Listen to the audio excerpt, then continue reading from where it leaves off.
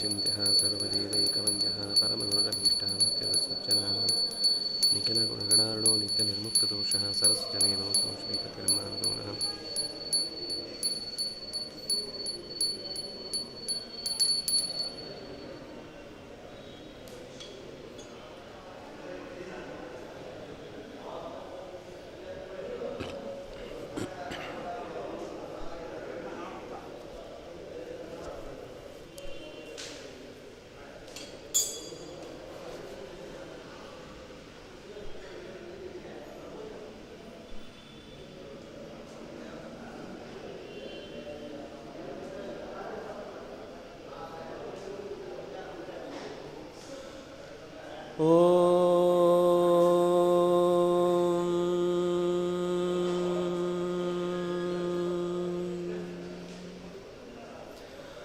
व्याख्यामुद्रां करसरसिजैः पुस्तकं शङ्खचक्रे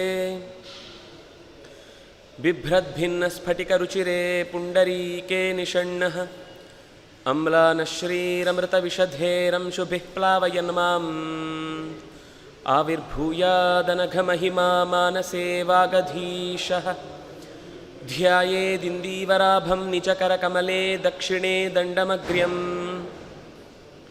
सव्ये पाशं दधानं जघनतटगते रूप्यपीठालयस्थं काञ्चीग्रैवेयहाराङ्गतकटककिरीटाङ्गुलीयाङ्घ्रिभूषा कर्णाकल्पोज्ज्वलाङ्गं यदुकुलतिलकं कृष्णम् इष्टार्थसिद्ध्यै नमस्ते प्राणेशप्रणतविभवा यावनिमगाः नमः स्वामिन् रामप्रियतमः हनूमन् गुरुगुण नमस्तुभ्यं भीमप्रबलतमः कृष्णेष्ट भगवन् नमः श्रीमन्मध्व प्रदिश सुदृशन्नो जय जय रमापतिं पूर्णगुणं मुकुन्दं व्यासञ्च विज्ञानसहस्रभानुं पूर्णप्रबोधञ्च सुतत्वदीपं क्रमाद्गुरूंश्च प्रणमामि मूर्ध्ना सर्वेन्द्रियाभिमानिस्थमुख्यप्राणस्थविष्णुना प्रेरितश्रीशतुष्ट्यर्थं करिष्ये कर्म चाखिलम् अदः पूर्णं जगत्प्राणान् संस्कृतं संस्कृतिं गुरुं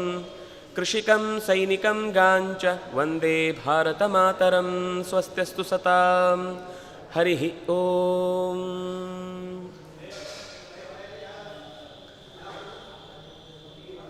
ಇವತ್ತಿನ ನಮ್ಮ ಚಿಂತನೆಯ ವಿಷಯ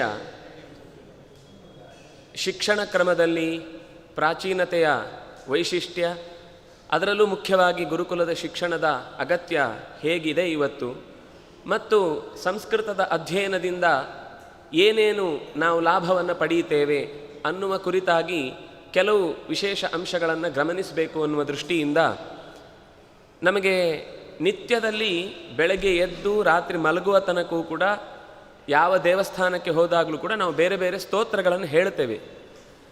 ಜಗತ್ತಿನಲ್ಲಿ ಹೀಗೊಂದು ವಿಚಿತ್ರವಾದ ಪ್ರಸಂಗ ಇದ್ದರೆ ಅದು ಭಾರತದಲ್ಲಿ ಮಾತ್ರ. ಏನದು ವಿಚಿತ್ರ ಪ್ರಸಂಗ ಅಂದರೆ, ಬೇರೆ ಎಲ್ಲ ದೇಶದ ಜನರು ಕೂಡ ಅವರು ತಮ್ಮ ದೇವರನ್ನು ಸ್ತೋತ್ರ ಮಾಡ್ತಾ ಇದ್ದಾರೆ ಅಂದರೆ ನಾವೇನು ಮಾಡ್ತಾ ಇದ್ದೇವೆ ಅಂತ ಅವ್ರಿಗೆ ಗೊತ್ತಿರುತ್ತೆ. ನಮಗೆ ಮಾತ್ರ ಒಂದು ವಿಚಿತ್ರ ಅಂದರೆ ನಾವೇನು ಮಾಡ್ತಾ ಇದ್ದೀವಿ ಅಂತ ಆ ಶ್ಲೋಕದ ಅಭಿಪ್ರಾಯ ನಮಗೆ ಗೊತ್ತಿಲ್ಲದೇ ನಮ್ಗೆ ಅರ್ಥ ಆಗದೇ ಇದ್ರೂ ಪರವಾಗಿಲ್ಲ, ದೇವರಿಗೆ ಅರ್ಥ ಆಗುತ್ತೆ ಸಾಕು ಅಂತ ನಾವು ಬಿಟ್ಟುಬಿಡ್ತೇವೆ. ಅಲ್ಲಿಯೇ ನಮ್ಮ ನಿಜವಾಗಿ ಅಂತಹ ಅದ್ಭುತವಾದ ಪ್ರಾಚೀನರು ತಮ್ಮ ತ್ಯಾಗದಿಂದ ಕೊಟ್ಟ ದೊಡ್ಡ ಸಂಪತ್ತನ್ನು ನಾವು ಏನೂ ತಿಳಿಯದೆ ಅದನ್ನು ಉಚ್ಚಾರಣೆ ಮಾಡಿ, ಹಾಗೆ ತಿಳಿಯದೆ ಉಚ್ಚಾರಣೆ ಮಾಡುವುದರಿಂದ ತಪ್ಪು ಉಚ್ಚಾರಣೆ ಮಾಡಿ ಅದರಿಂದ ನಿಜವಾಗಿ ಪಡೆಯಬೇಕಾದ ದೊಡ್ಡ ಬೆನಿಫಿಟ್ಸನ್ನು ಕಳ್ಕೊಂಡು ಬಿಡ್ತೇವೆ.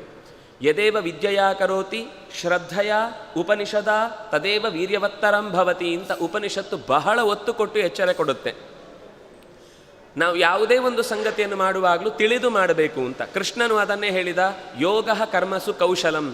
ಕರ್ಮದ ಹಿಂದೆ ಮುಂದೆ ಏನು, ಯಾಕೆ ಮಾಡ್ತಾ ಇದ್ದೇವೆ, ಮಾಡುವುದರಿಂದ ಏನು ಫಲ, ಅದರ ಅಗತ್ಯ ಏನು, ನಾನು ಎಷ್ಟು ಇದಕ್ಕೆ ಅರ್ಹ, ಈ ಎಲ್ಲ ಯೋಚನೆಗಳನ್ನು ಇಟ್ಟುಕೊಂಡು ನಾವು ಆ ಕರ್ಮವನ್ನು ಮಾಡಿದಾಗ ಅದರ ಪೂರ್ಣವಾದ ಫಲವನ್ನು ನಾವು ಪಡೀಲಿಕ್ಕಾಗುತ್ತೆ. ಆ ದೃಷ್ಟಿಯಲ್ಲಿ ಜ್ಞಾತ್ವಾ ಪ್ರಾರಭ್ಯ ಕುರುವೇತ ಹ್ಯಕುರುವಾಣೋ ವಿನಶ್ಯತಿ. ತಿಳಿದು ಮಾಡಿದವನಿಗೆ ವಿಶೇಷವಾದ ಜ್ಞಾನದ ಫಲವನ್ನು ಅವನು ಪಡೀತಾನೆ ಅಂತ.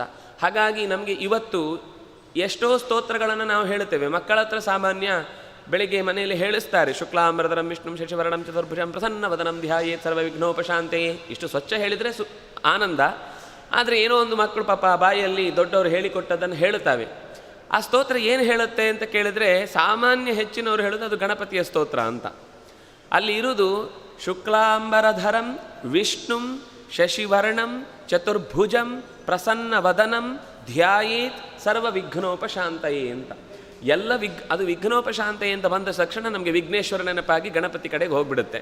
ಆದರೆ ಅಲ್ಲಿರುವ ಉಳಿದ ಪದಗಳನ್ನು ನಾವು ಸಹಜವಾಗಿ ಗಮನಿಸಿದಾಗ ಶುಕ್ಲ ಅಂಬರಧರಂ, ನಾವು ಅದನ್ನು ಮಕ್ಕಳು ಹೇಳುವಾಗ ಶುಕ್ಲಾಂ ಬರಧರಂ ಅಂತ ಮಾಡಿಬಿಡ್ತಾರೆ. ಅದು ಬಿಡಿಸಿ ಹೇಳೋದು ಹೇಗೆ ಅಂತ ಗೊತ್ತಿಲ್ಲ ಪಾಪ, ಅವುಗಳದ್ದು ತಪ್ಪು ಅಂತ ಹೇಳೋದಲ್ಲ. ನಾವು ದೊಡ್ಡವರೇ ಹಾಗೆ ತಪ್ಪು ಹೇಳಿದಾಗ ಮಕ್ಕಳ ಹತ್ರ ನಾವು ತಪ್ಪು ಅಂತ ನಿರೀಕ್ಷೆ ಮಾಡೋದೇ ತಪ್ಪು. ಹಾಗಾಗಿ ಬಿಳಿಯ ಬಣ್ಣದ ಬಟ್ಟೆಯನ್ನು ತೊಟ್ಟ ಎಲ್ಲದರ ಒಳಗೆ ಪ್ರವೇಶ ಮಾಡುವ ವಿಷ್ಣು ಅನ್ನುವ ನಾಮಕನಾದ ಪರಮಾತ್ಮನನ್ನು ಧ್ಯಾನಿಸುತ್ತೇನೆ. ಇನ್ನು ಹೇಗಿದ್ದಾನೆ? ಶಶಿವರ್ಣಂ, ಬೆಳ್ಳಗೆಯ ಬಣ್ಣ ಇದೆ, ಚತುರ್ಭುಜಂ, 4 ತೋಳುಗಳಿವೆ, ಪ್ರಸನ್ನವದನಂ, ಇದು ತುಂಬ ಮುಖ್ಯವಾದ ಉಪಾಸನೆಯ ಲಕ್ಷಣ. ನಾವು ದೇವರನ್ನು ಎಷ್ಟು ನಗೆ ಮೊಗದವನು ಅಂತ ಚಿಂತಿಸ್ತೇವೋ ಅಷ್ಟು ನಮ್ಮ ಮುಖದಲ್ಲಿ ನಗು ಮಾಸುವುದಿಲ್ಲ. ನಾವು ದೇವರನ್ನು ಬೈಯುವಾಗಲೇ ನಮಗೆ ನೆನಪಾಗೋದು, ಖುಷಿ ಇದ್ದಾಗ ನಮಗೆ ದೇವರು ನೆನಪಾಗೋದಿಲ್ಲ. ಏನಾದರೂ ಒಂದು ಕಷ್ಟ ಆಯಿತು ಅಂದರೆ ದೇವ್ರು ನಮಗೆ ಬರೀ ಕಷ್ಟ ಕೊಡ್ತಾನೆ, ಎಷ್ಟು ಅನ್ಯಾಯ ಮಾಡ್ತಾನೆ, ಒಳ್ಳೆಯವರನ್ನು ತುಂಬ ಕಷ್ಟಪಡ್ತಾನೆ, ಕೆಟ್ಟವರಿಗೆ ಬೇಕಾದಷ್ಟು ಆನಂದ ನೀಡ್ತಾನೆ ಅಂತ ಹೀಗೇ ನಾವು ದೇವರನ್ನು ಉಪಾಸನೆ ಮಾಡಿ ಅದರ ಫಲವಾಗಿ ನಾವು ಮತ್ತಷ್ಟು ದುಃಖ ಪಡುವುದೇ ಆಗುತ್ತೆ. ಆದರೆ ಅವರ ಪ್ರಾಚೀನರ ಇಂಟೆನ್ಷನ್ ಏನು ಅಂದರೆ, ದೇವರನ್ನು ನಾವು ಯಾವಾಗಲೂ ಚಿಂತಿಸುವಾಗ ಅತ್ಯಂತ ಪ್ರಸನ್ನವದನಂ, ನಗುಮೊಗದವನನ್ನಾಗಿ ಚಿಂತಿಸಬೇಕು ಅಂತ. ಇನ್ಯಾವ ವಿಶೇಷವಾದ ಧ್ಯಾನವೂ ಬೇಕಾಗಿಲ್ಲ. ನಾವು ಕಣ್ಣು ಮುಚ್ಚಿ ದೇವರ ಮುಂದೆ ಕುಳಿತಾಗ ನಮಗೆ ದೇವರ ನಗುಮುಖ ಕಾಣಿಸಿತು ಅಂತಂದರೆ ನಾವು ಅರ್ಧ ಗೆದ್ದೆವು. ಆಮೇಲೆ ಎಷ್ಟು ಹೊತ್ತು ಕೂತು ಅದನ್ನು ಜಾಸ್ತಿ ಉಪಾಸನೆ ಮಾಡಲಿಕ್ಕಾಗುತ್ತೋ ಅಷ್ಟು ನಮ್ಮ ಬೇರೆ ಎಲ್ಲ ಕೆಲಸಗಳಲ್ಲೂ ಆ ಉತ್ಸಾಹ ಕಾಣುತ್ತೆ. ನಾವು ಬೆಳಿಗ್ಗೆ ಎದ್ದಾಗ ಯಾವ ರೀತಿ ನಮ್ಮ ಬೆಳಗಿನ ನಡವಳಿಕೆಯನ್ನು ನಾವು ಇಟ್ಟುಕೊಳ್ತೇವೆ ಅದು ಇಡೀ ದಿವಸ ಮುಂದುವರಿತಾ ಹೋಗುತ್ತೆ. ಬೆಳಗ್ಗೆ ಯಾಕೆ ಹಾಗಾಗುತ್ತೆ ಅನ್ನೋದಕ್ಕೂ ಒಂದು ಕಾರಣ ಹೇಳ್ತಾರೆ. ಹಿಂದಿನ ದಿವಸ ರಾತ್ರಿ ಏನಾಗಿರುತ್ತೋ ಅದ್ರ ಮೇಲೆ ಡಿಪೆಂಡು. ನಾವು ರಾತ್ರಿ 11 ಗಂಟೆಗೆ 4 ತಲೆ ಉರುಳಿದ ಮೇಲೇ ಮಲಗುದು. ಅದು ಯಾವುದೋ ಸ್ಟೋರಿಗಳು ಇನ್ನೇನೋ ಫೈಲ್ಗಳು ಅಂತೆಲ್ಲ ನೋಡಿ ಆದಮೇಲೆ ಆಮೇಲೆ ಆನಂದವಾಗಿ ನಿದ್ದೆ ಬರುತ್ತೆ ನಮಗೆ. ಅಲ್ಲಿ ತನಕ ಒಂದು ಸಮಾಧಾನದಿಂದ ರಾತ್ರಿ ಮಲಗುವಾಗ ಒಳ್ಳೆಯ ವಿಷಯವನ್ನು ಚಿಂತಿಸಿ ಬೆಳಗಿನಿಂದ ರಾತ್ರಿ ತನಕ ಆದ ಎಲ್ಲ ಕರ್ತವ್ಯವನ್ನು ಒಂದು ಸರ್ತಿ ಯೋಚಿಸಿ, ಒಳ್ಳೆಯದೆಷ್ಟು ಕೆಟ್ಟದ್ದೆಷ್ಟು, ಒಳ್ಳೆಯದನ್ನು ಇನ್ನೆಷ್ಟು ಮುಂದುವರಿಸಬೇಕು, ಕೆಟ್ಟದ್ದನ್ನು ಇನ್ನೆಷ್ಟು ಬಿಡಬೇಕು, ಇದನ್ನು ಯೋಚಿಸಿ ಭಗವಂತನಿಗೆ ಒಪ್ಪಿಸಿ ಮಲಗಿದರೆ ಮರುದಿವಸ ಮನಸ್ಸು ಫ್ರೆಶ್ ಆಗಿರುತ್ತೆ. 4 ದಿವಸ ಪ್ರಾಕ್ಟೀಸ್ ಮಾಡಿದರೆ ಗೊತ್ತಾಗುತ್ತೆ. ಅಂದರೆ ಆ ರೀತಿ ಒಂದು ಪ್ರಾಚೀನರು ಪ್ರತಿಯೊಂದು ಬೆಳಗ್ಗೆ ಎದ್ದ ತಕ್ಷಣ ಕರಾಗ್ರೇ ವಸತೆ ಲಕ್ಷ್ಮಿ ಆಯಿತು, ನೆಲ ಮುಟ್ಟಿ ನಮಸ್ಕಾರ ಮಾಡಿ ಅಂತ ಹೇಳುವಾಗ ಸಮುದ್ರ ವಸನೇ ದೇವಿ ಆಯಿತು, ಸ್ನಾನಕ್ಕೆ ಹೋದಾಗ ಗಂಗೆ ಚೇಮನೆ ಚೈವ, ಎಷ್ಟು ಎಷ್ಟು ಎಷ್ಟು ಶ್ಲೋಕಗಳನ್ನು ನಮಗೆ ನಿತ್ಯದ ಉಪಾಸನೆಗೆ ಅಂತ ಕೊಟ್ಟಿದ್ದಾರೆ. ನಾವೆಲ್ಲ ಬಿಟ್ಟಿದ್ದೇವೆ ಬಿಡಿ. ಆ ಶ್ಲೋಕನ ಹೇಳಿದರೆ ಅಲ್ವ ಅರ್ಥ ಆಗಬೇಕು ಒಂದು ಸಮಸ್ಯೆ, ಹೇಳದೇ ಇದ್ದರೆ ಇನ್ನೂ ಸುಲಭ ಆಗೋಯ್ತು ಅಂತ. ಆದರೆ ಹಾಗೆ ಹೇಳಿ ನಾವು ಅನುಸಂಧಾನ ಮಾಡಿ ದೇವರ ಮುಂದೆ ಕೂತಾಗ ಪ್ರಾರ್ಥಿಸ್ತೇವೆ, ಪೂಜ್ಯಾಯ ರಾಘವೇಂದ್ರಾಯ ಸತ್ಯಧರ್ಮರತಾಯ ಚ, ಏನೋ ರಾಘವೇಂದ್ರ ಸ್ವಾಮಿಗಳ ಸ್ತೋತ್ರ ಅಂತೆ, ಮುಗೀತು. ಕಲ್ಯಾಣಾದ್ಭುತಗಾತ್ರಾಯ ಕಾಮಿತಾರ್ಥಪ್ರದಾಯಿನೇ ಶ್ರೀಮದ್ ವೆಂಕಟನಾಥಾಯ ಶ್ರೀನಿವಾಸಾಯ ಏನೋ ಶ್ರೀನಿವಾಸನಿಗೆ ನಮಸ್ಕಾರ ಅಷ್ಟೇ. ಅದರಲ್ಲಿರುವ ಗುಣವನ್ನು ಯೋಚನೆ ಮಾಡಿದರೆ ಕಲ್ಯಾಣ ಅದ್ಭುತ ಗಾತ್ರಾಯ, ಮಂಗಳವಾದಂತಹ ಗುಣಗಳನ್ನು, ಅದು ಸಾಮಾನ್ಯ ಅಲ್ಲ, ಅದ್ಭುತ. ಅದು ನಾವು ಲೋಕದಲ್ಲಿ ಬೇರೆ ಎಲ್ಲೂ ಕಾಣದ ಅದ್ಭುತವಾದ ಗುಣಗಳಿಂದ ಕೂಡಿರುವಂತಹ ಆ ಭಗವಂತನಿಗೆ ನಮಸ್ಕರಿಸುತ್ತೇನೆ. ಕಾಮಿತಾರ್ಥ ಪ್ರದಾಯಿನಿ, ಯಾರು ಏನೇನನ್ನು ಬಯಸಿಕೊಂಡು ಬರ್ತಾನೋ ಅಂಥೆಲ್ಲವನ್ನೂ ಕೂಡ ಯಾವಾಗಲೂ ಚೆನ್ನಾಗಿ ಕೊಡುವವನು. ಬರೀ ದಾಯಿನೇ ಅಲ್ಲ, ಪ್ರದಾಯಿನೇ. ಯಾರ ಹತ್ರ ತಗೊಂಡ್ರೆ ಅದು ಮತ್ತೆ ಹಿಂದ್ಗಡೆಯಿಂದ ಇಸ್ಕೊಂಡು ಹೋಗುವಂಥ ಪ್ರಸಂಗ ಅಲ್ಲ ಇದು. ನಿಮಗೆ ಸ್ಟೇಜಲ್ಲಿ ಹಾಕ್ತಾರೆ, ಆಮೇಲೆ ಅದನ್ನು ಕೊಟ್ಬಿಡಿ, ಅದು ಸುಮ್ಮನೆ ನಿಮಗೆ ಫೋಟೋಗೋಸ್ಕರ ಕೊಟ್ಟಿದ್ದು ಅಂತ ಅನ್ನುವ ಕೊಡುವಿಕೆ ಇವತ್ತು ಜಾಸ್ತಿ ಇರುತ್ತೆ. ಹಾಗಲ್ಲ, ಇದು ಪ್ರದಾಯಿನಿ ಅಂದರೆ ಅದು ನಿಮ್ಮ ಹತ್ರ ಮತ್ತೆ ನಷ್ಟ ಆಗದ ರೀತಿಯಲ್ಲಿ ನಿಮ್ಮ ಹತ್ರವೇ ಶಾಶ್ವತವಾಗಿ ಉಳಿಯುವ ಸಂಪತ್ತಾಗಿ ಕೊಡುವವನು ಅಂತ ಅರ್ಥ. ಕಾಮಿತಾರ್ಥ ಪ್ರದಾಯಿನಿ ಅಂದರೆ ನಾವು ಬಯಸಿದ ಎಲ್ಲ ಅಪೇಕ್ಷೆಗಳನ್ನು ಕೂಡ ಪೂರ್ಣ ಪ್ರಮಾಣದಲ್ಲಿ ನಮಗೇ ದಕ್ಕುವಂತೆ ಕೊಡುವವನು ಅಂತ. ಅವನಿಗೆ ವಿಶೇಷವಾದ ಹೆಸರು ವೆಂಕಟನಾಥ ಅಂತ. ಪಾಪವನ್ನೆಲ್ಲ ಪರಿಹರಿಸುವವರಲ್ಲಿ ಹಿರಿಯ ಅಂತಹ ಶ್ರೀನಿವಾಸನಿಗೆ, ಸಂಪತ್ತಿನ ಒಡೆತನವನ್ನು ಹೊಂದಿದವನಿಗೆ ನಮಸ್ಕಾರ. ಹೀಗೆ ಒಂದು ಅನುಸಂಧಾನ ಬಂದು ದೇವರ ಮುಂದೆ ಕೈ ಮುಗಿದು ಪ್ರಾರ್ಥನೆ ಮಾಡಿದರೆ ಎಷ್ಟು ಆನಂದ ಆಗುತ್ತೆ. ನಾವು ಅದನ್ನು ತಿಳ್ಕೊಳ್ಳದೆ ಬರೀ ಸ್ತೋತ್ರ ಮಾಡುವುದಷ್ಟೇ ದೇವರು, ನಮ್ಮ ಕರ್ತವ್ಯ ನಾವು ಮಾಡಿದ್ದೇವೆ, ಅವನ ಕರ್ತವ್ಯ ಅವನು ಮಾಡಲಿ ಅಂತ ಬಿಡುವ ಪ್ರಸಂಗದಲ್ಲಿ ನಾವು ನಿಜವಾದ್ದನ್ನು ಕಳ್ಕೊಂಡು ಬಿಡುತ್ತೇವೆ. ಈಗ ಇದೆಲ್ಲ ಸಮಸ್ಯೆಗೆ ಏನು ಪರಿಹಾರ ಅಂದರೆ, ಸುಲಭದಲ್ಲಿ ಹೇಳಿದಷ್ಟು ಸುಲಭದಲ್ಲಿ ಇಲ್ಲ ಇದು. ಆದರೆ ಒಂದಂತೂ ಕನಿಷ್ಠ ಪಕ್ಷ ಅರ್ಥ ಗೊತ್ತಿಲ್ಲದೆ ಇದ್ದರೂ ಕೂಡ ಮೊದಲು ಕಲಿಯುವಂಥ ಪ್ರಸಂಗವನ್ನು ನಾವು ಮಕ್ಕಳಿಗೆ ರೂಢಿಸಿ ಬಿಟ್ಟರೆ ಮುಂದೊಂದು ದಿವಸ ಅದು ಬೇಕು ಬೇಡ ಅನ್ನೋದನ್ನು ಯೋಚಿಸಿದಾಗ ಅವರಿಗೆ ಒಂದು ಕುತೂಹಲ ಆಸಕ್ತಿ ಬೆಳೆದರೆ ಹುಡುಕೊಳ್ತಾರೆ. ನಾವು ಅದು ನಮ್ಮ ದೊಡ್ಡವರ ಜವಾಬ್ದಾರಿಯಾಗಿ ನಾವು ಅಂತಹ ಒಂದು ಶಿಕ್ಷಣಕ್ಕೆ ಅವರನ್ನು ಪ್ರೇರೇಪಣೆಯೇ ಮಾಡದೇ ಇದ್ದರೆ ನಮಗೆ ಎಲ್ಲಿವರೆಗೆ ಅಂದರೆ, ನಮ್ಮ ಮಕ್ಕಳಿಗೆ ಜಾನಿ ಜಾನಿ ಎಸ್ ಪಪ್ಪ ಹೇಳದೇ ಇದ್ದರೆ ತುಂಬ ದುಃಖ ಆಗುತ್ತೆ.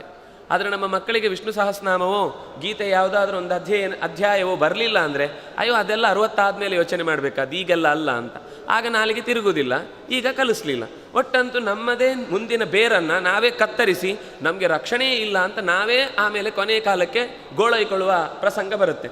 ಅದು ಕೂಡ ನಾವು ಮಕ್ಕಳನ್ನು ಅಂತಹ ಒಂದು ಶಿಕ್ಷಣವನ್ನು ಕಲಿಸಿ ಅವುಗಳ ಬಾಯಿಯಲ್ಲಿ ಅದನ್ನು ಕೇಳೋದು ಅಂದರೆ ಅದೊಂದು ಆನಂದ. ಮತ್ತು ಮಕ್ಕಳಿಂದ ಅಂತಹ ಸ್ತೋತ್ರ ಮನೆಯಲ್ಲಿ ನಡೆದರೆ ಮನೆಗೆ ತುಂಬ ರಕ್ಷಣೆ.